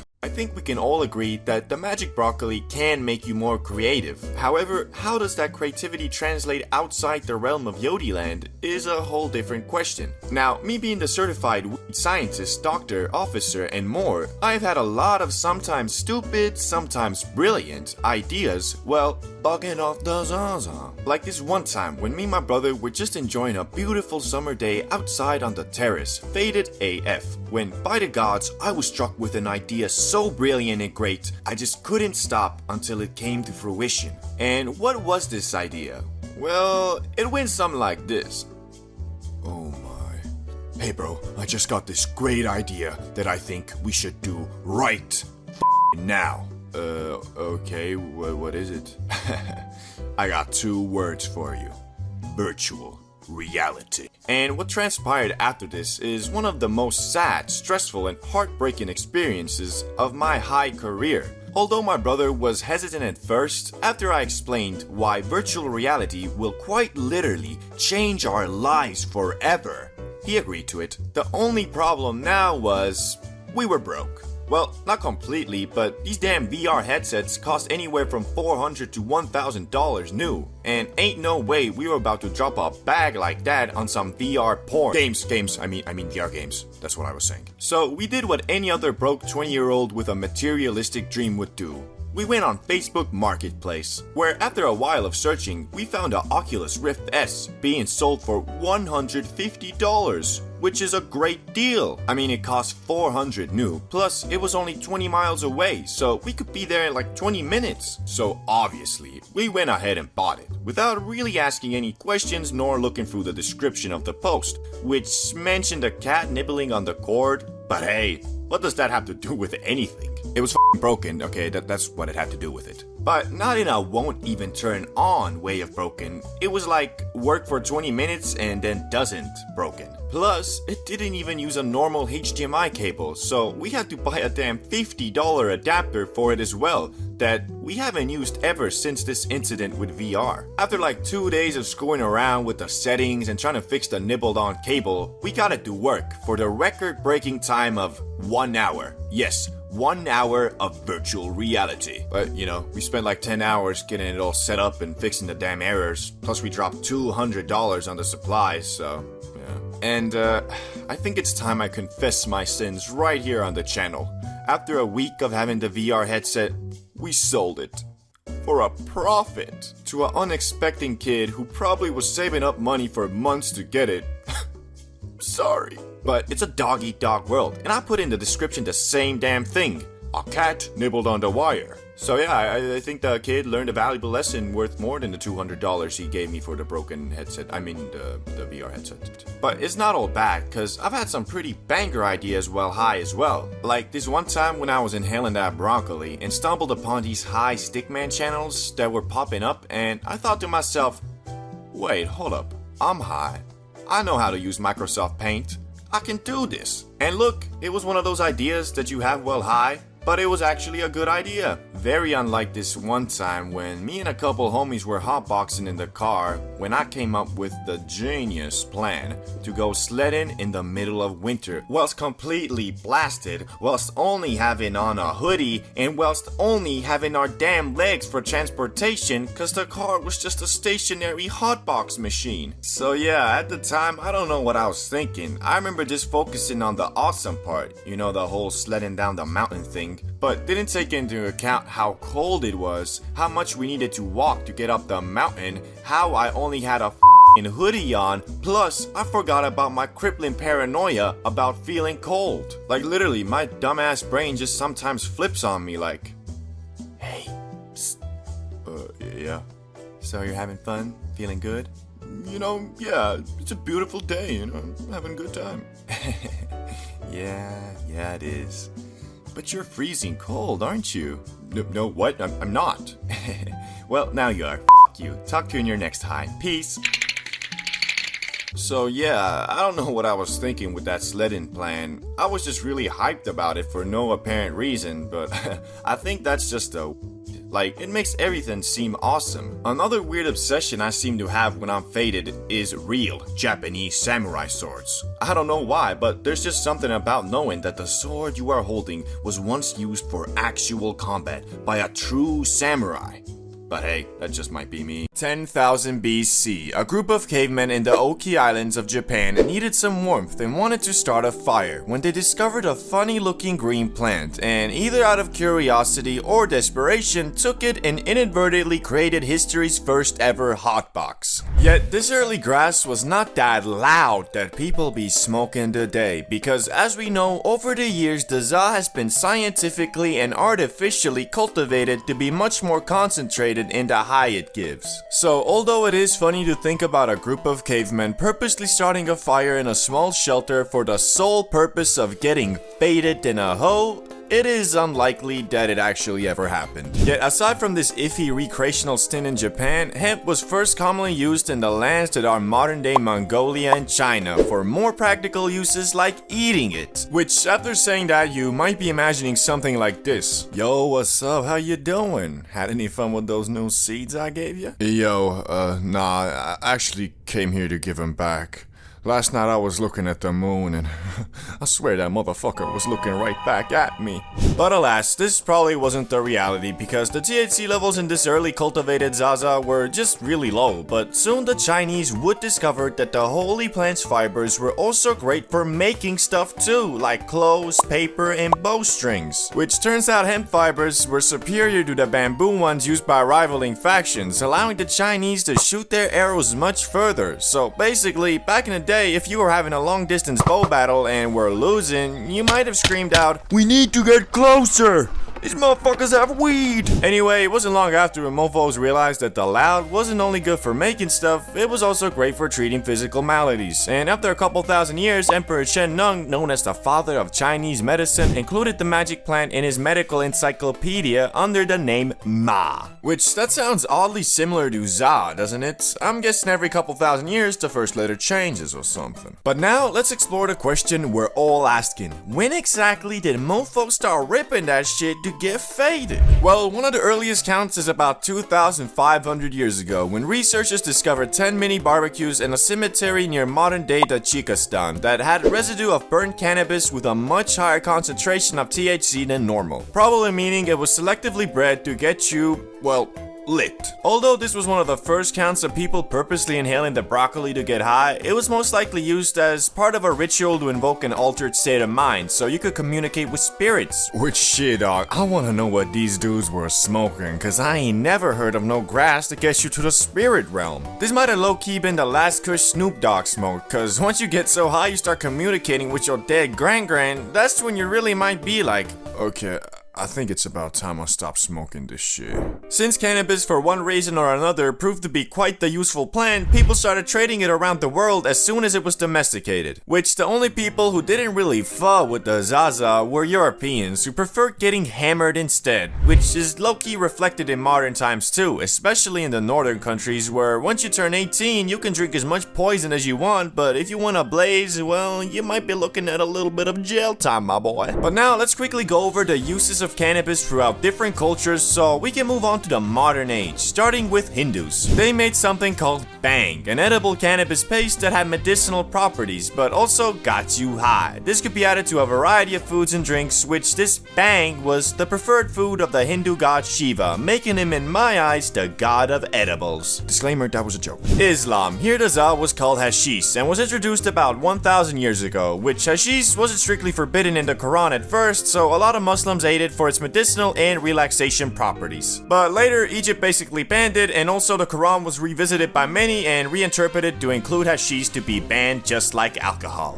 The Vikings. These dudes basically used the za to make rope, sailcloth, and other things, but also for its medicinal properties, mostly to relieve pain, and to date, there's no hard evidence that they consumed it for its recreational use, but you know, maybe they should have, because they were quite the horrendous savages and murderers, so it might have made them think a little bit about peace and love. But what about America, England, and the actual global world powers? How did they react to weed? Well, again, like the Chinese, Europeans and Americans at first prominently used the magic green plant in the 16th to 18th century for more practical things like making sailcloth and rope, which the plant itself grew much larger in the New World soil, and combined with the practicality of it, everything started being hemp-derived. Clothes, paper, well, basically anything that required fibers. But the question still remains, when did mofos start smoking that shit to get blasted on the regular? Cause although at some point you, your neighbor, your grandma, your boss, and even George Washington were out here growing weed, wasn't nobody out here rolling them up.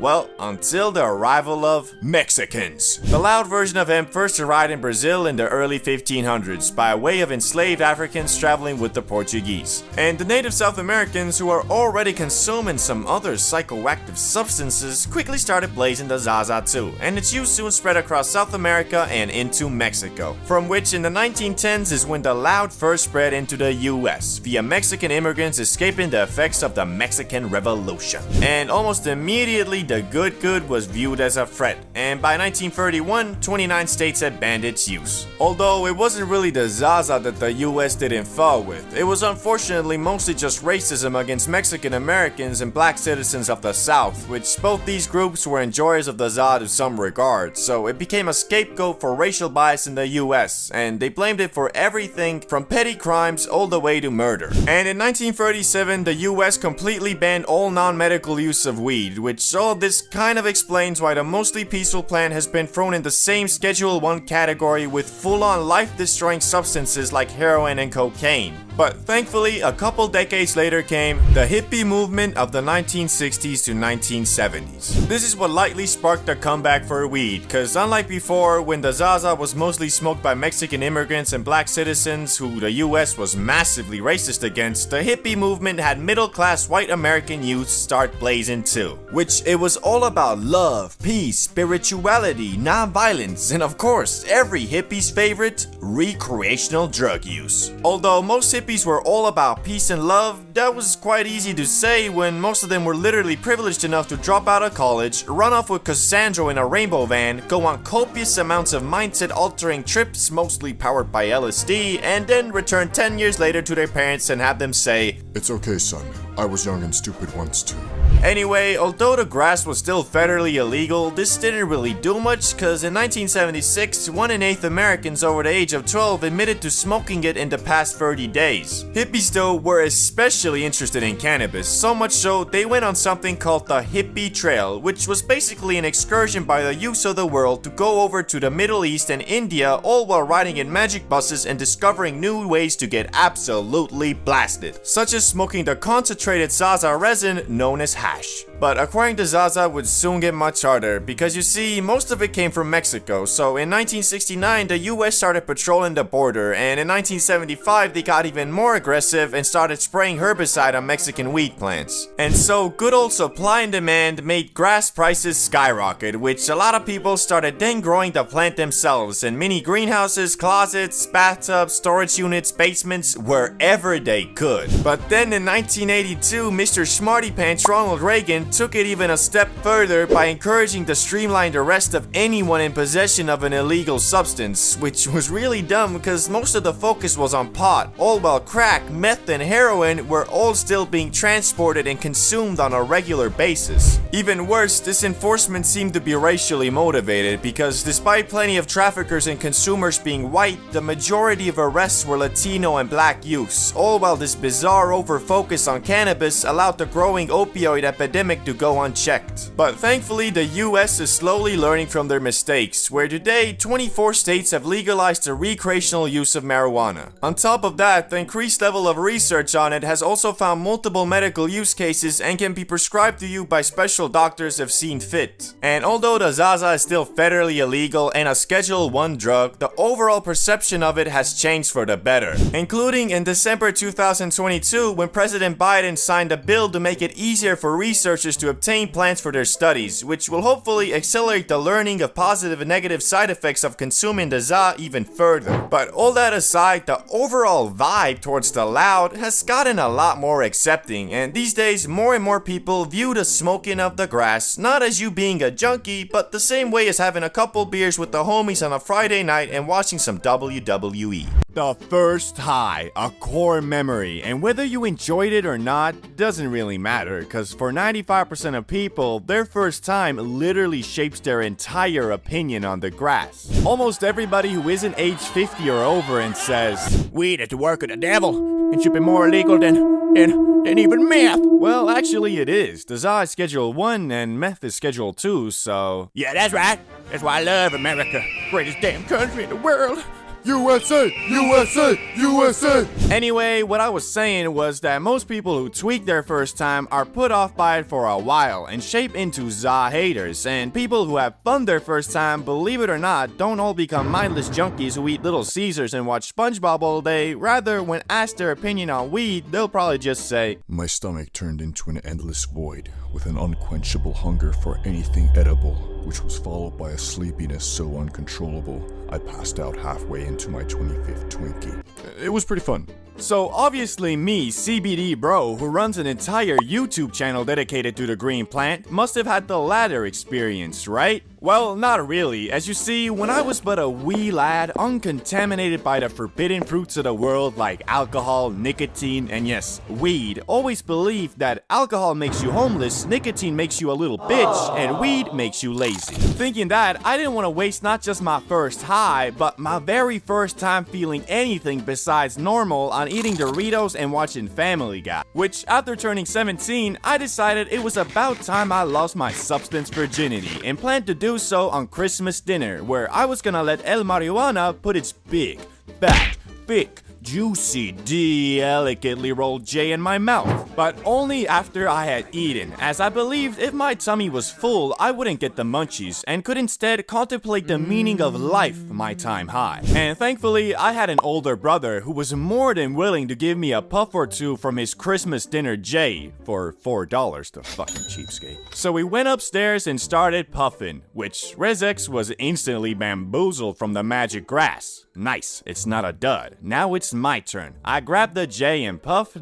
until I could puff no more. And the result was, I didn't feel a damn thing. Still had to pay the $4 though. Fucking bullshit. Anyway, as we went through the day, I got increasingly more jealous of my brother, who by his words was fried AF. I was beginning to think maybe I'm immune to getting high, which after telling my brother this theory, he concluded that I'm stupid and just didn't inhale the za in my lungs, and so generously told me to follow him upstairs where he gave me a couple more puffs. for an extra $4, the damn venture capitalist. As I was smoking away, keeping in mind to inhale it all the way down to my lungs, I still wasn't feeling anything, and my hopes of getting fried AF were beginning to look more like a distant dream. When I finished puffing, I sat down at the computer to look at some of those watch while high videos, and my brother asked me, "So, you feel anything now?" "No, I don't. What's this weird? I'm not sure. I don't know. Seems to me you're fried like some Kentucky chicken, boy." I was indeed fried, and incredibly so. Although I didn't smoke a ton, my body had never experienced anything besides a sugar rush and maybe a caffeine kick. So as I was watching this watch while you're high video, I was laughing at everything and was tripping the out. But not in a bad way, it was freaking amazing. Being high was what I always imagined it to be until... bloop.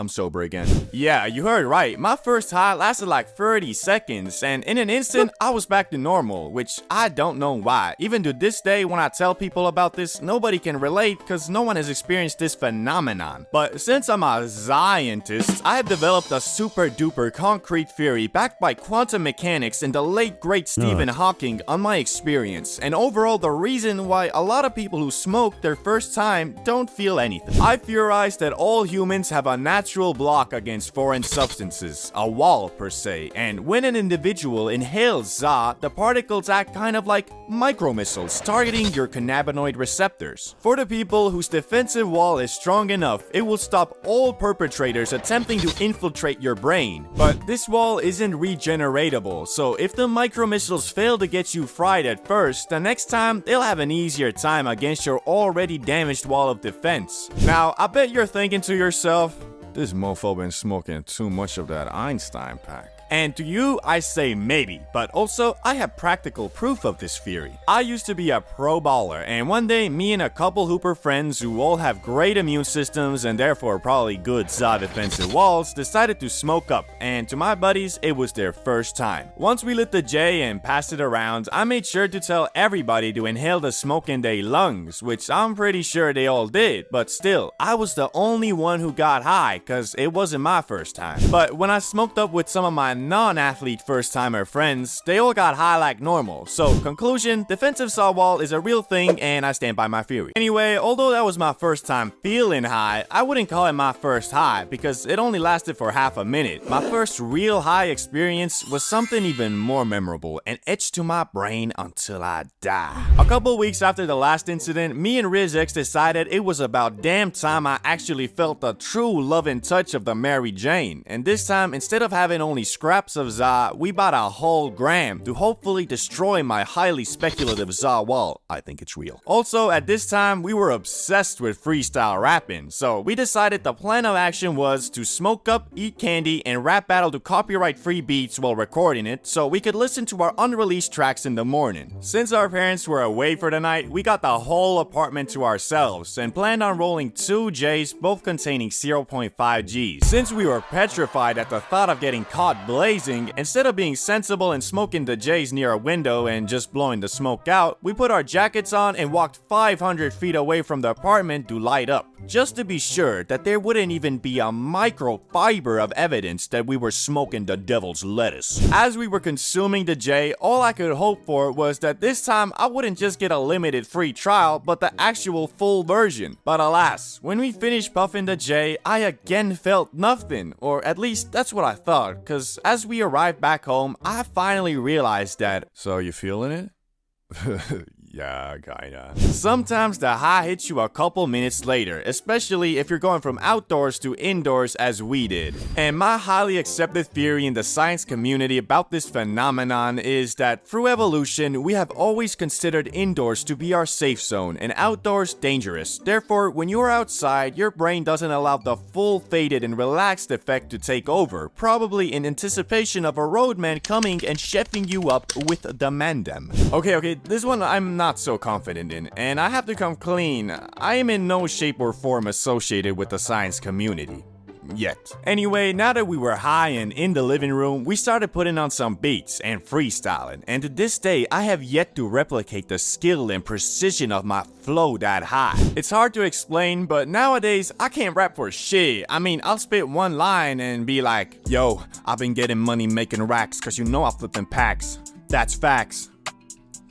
Yeah, that's it. Basically, I run out of rhymes pretty fast, but that day, I did not. In fact, even when my brain had nothing to say, my mouth rapped it for me. I turned into a freestyling robot and became dead sure that I was gonna make it out by dropping a mixtape and becoming a famous rapper. Until we listened to the recording in the morning and realized, yo, flowing on the go, your girl she a hoe, making money dancing with a pole, my girl making dough while doing lines of blow, cause we in the penthouse, baby, living life, and that's for show.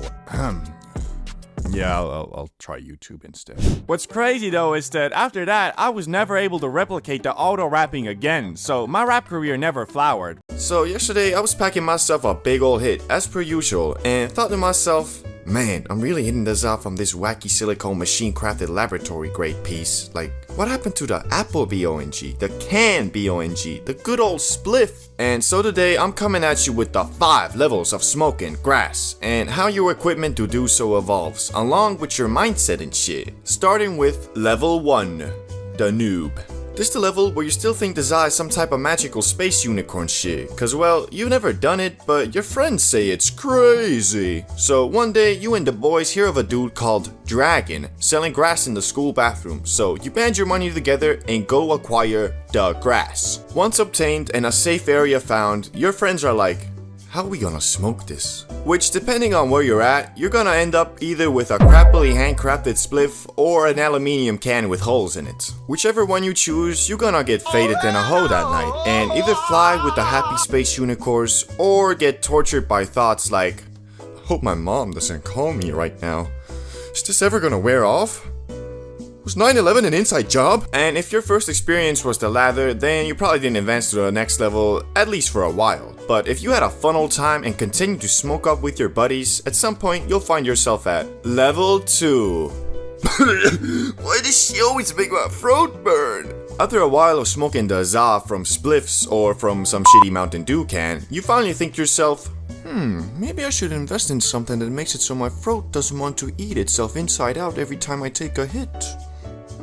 So you go online and buy the cheapest BONG you can find. Excited to use your new acquired technology, you invite your friends over and get faded in a hole yet again. But it's different this time, because the BONG doesn't destroy your throat as much. You can actually kinda take consecutive hits, so being the genius you are, you do that and ascend into Yodi Land for the first time. After the ascension, you begin to wonder though, how high can a mortal man truly be? Which the answers to those questions are still a ways away, but after a quick Google search of how to get more high, you discover something called the Gravity BONG, and soon after go into level 3, the Zaza Man.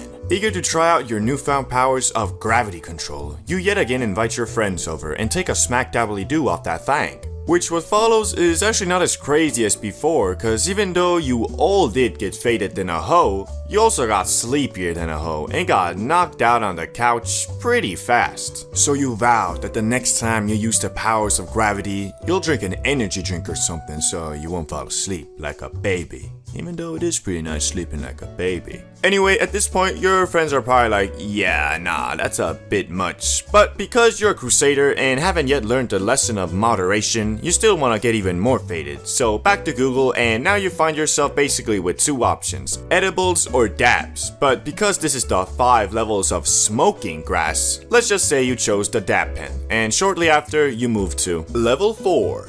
The Fortnite cart. After the obtaining of the Benjamin, you test it out with your friends and you get faded in a hoe yet again. But the reality is your friends just want to smoke normal Za cause the Benjamin kicks too hard for them. But you still haven't learned moderation, so you call them wackos and waddle your way to Benjamin City alone. While at Benjamin City, you're like, more high, must get more high. And there's only one more item to fill your never-ending quench for tolerance destruction, and that is level 5. Bro, what the fuck? You got a damn science station here with dab rigs? They're, well, unnecessary is a way to put it. I mean, bro, you know she has gone too far when you gotta look at the instructions on how to get high. Plus, your friends don't even really want to try it out anymore and urge you to go on a tea break, which after realizing that all your money has been going to your need to get higher and higher, you're kind of forced into one, which after, hopefully you'll move on to final level.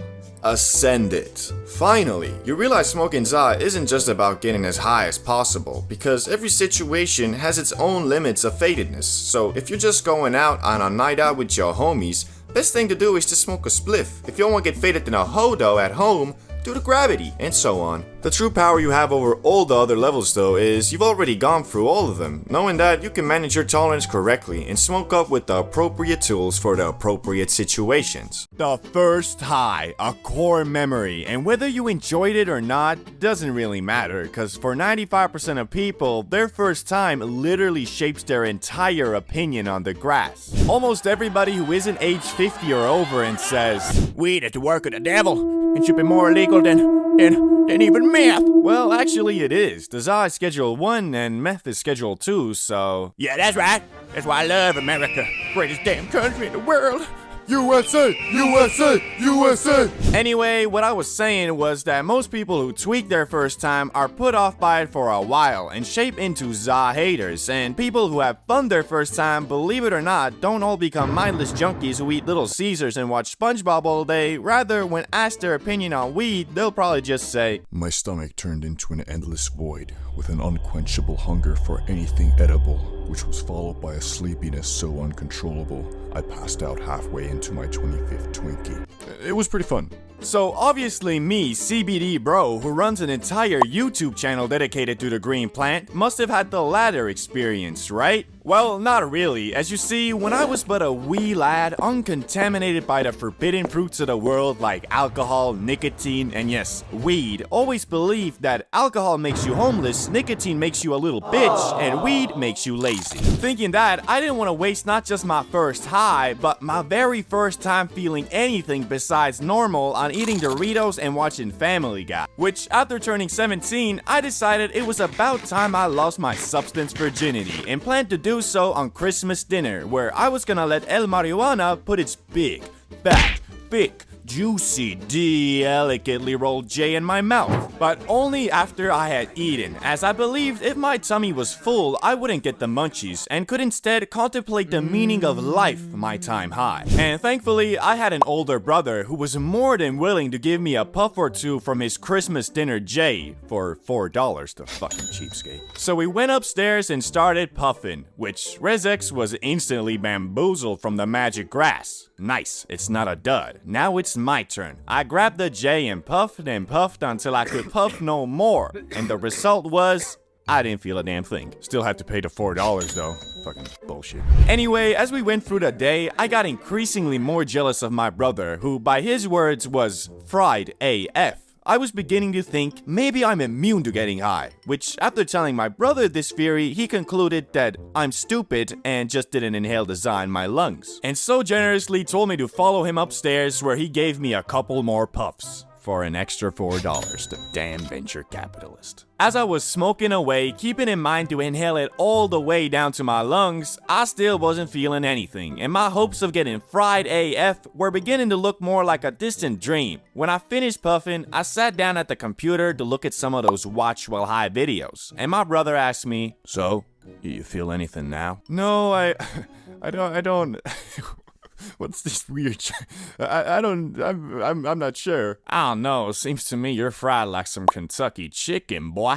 I was indeed fried, and incredibly so. Although I didn't smoke a ton, my body had never experienced anything besides a sugar rush and maybe a caffeine kick. So as I was watching this watch while you're high video, I was laughing at everything and was tripping the fuck out. But not in a bad way, it was freaking amazing. Being high was what I always imagined it to be until... bloop. I'm sober again. Yeah, you heard right. My first high lasted like 30 seconds, and in an instant, I was back to normal, which I don't know why. Even to this day, when I tell people about this, nobody can relate because no one has experienced this phenomenon. But since I'm a scientist, I have developed a super duper concrete theory backed by quantum mechanics and the late great Stephen Hawking on my experience, and overall the reason why a lot of people who smoke their first time don't feel anything. I theorize that all humans have a natural natural block against foreign substances, a wall per se, and when an individual inhales ZA, the particles act kind of like micromissiles targeting your cannabinoid receptors. For the people whose defensive wall is strong enough, it will stop all perpetrators attempting to infiltrate your brain. But this wall isn't regeneratable, so if the micromissiles fail to get you fried at first, the next time they'll have an easier time against your already damaged wall of defense. Now, I bet you're thinking to yourself, this mofo been smoking too much of that Einstein pack. And to you, I say maybe, but also I have practical proof of this theory. I used to be a pro baller, and one day me and a couple hooper friends who all have great immune systems and therefore probably good ZA defensive walls decided to smoke up, and to my buddies, it was their first time. Once we lit the J and passed it around, I made sure to tell everybody to inhale the smoke in their lungs, which I'm pretty sure they all did, but still, I was the only one who got high, cause it wasn't my first time. But when I smoked up with some of my non-athlete first-timer friends, they all got high like normal. So, conclusion, defensive ZA wall is a real thing and I stand by my theory. Anyway, although that was my first time feeling high, I wouldn't call it my first high because it only lasted for half a minute. My first real high experience was something even more memorable and etched to my brain until I die. A couple weeks after the last incident, me and Riz X decided it was about damn time I actually felt the true loving touch of the Mary Jane. And this time, instead of having only scraps of ZA, we bought a whole gram to hopefully destroy my highly speculative ZA wall. I think it's real. Also, at this time, we were obsessed with freestyle rapping, so we decided the plan of action was to smoke up, eat candy, and rap battle to copyright-free beats while recording it so we could listen to our unreleased tracks in the morning. Since our parents were away for the night, we got the whole apartment to ourselves and planned on rolling 2 J's, both containing 0.5 G. Since we were petrified at the thought of getting caught blazing, instead of being sensible and smoking the J's near a window and just blowing the smoke out, we put our jackets on and walked 500 feet away from the apartment to light up, just to be sure that there wouldn't even be a microfiber of evidence that we were smoking the devil's lettuce. As we were consuming the J, all I could hope for was that this time I wouldn't just get a limited free trial, but the actual full version. But alas, when we finished puffing the J, I again felt nothing, or at least that's what I thought, cause as we arrived back home, I finally realized that, so you feeling it? Yeah, kinda. Sometimes the high hits you a couple minutes later, especially if you're going from outdoors to indoors as we did. And my highly accepted theory in the science community about this phenomenon is that through evolution, we have always considered indoors to be our safe zone and outdoors dangerous. Therefore, when you're outside, your brain doesn't allow the full faded and relaxed effect to take over, probably in anticipation of a roadman coming and chefing you up with the mandem. Okay, this one I'm not so confident in, and I have to come clean. I am in no shape or form associated with the science community. Yet. Anyway, now that we were high and in the living room, we started putting on some beats and freestyling, and to this day, I have yet to replicate the skill and precision of my flow that high. It's hard to explain, but nowadays, I can't rap for shit. I mean, I'll spit one line and be like, yo, I've been getting money making racks, cause you know I flip them packs. That's facts.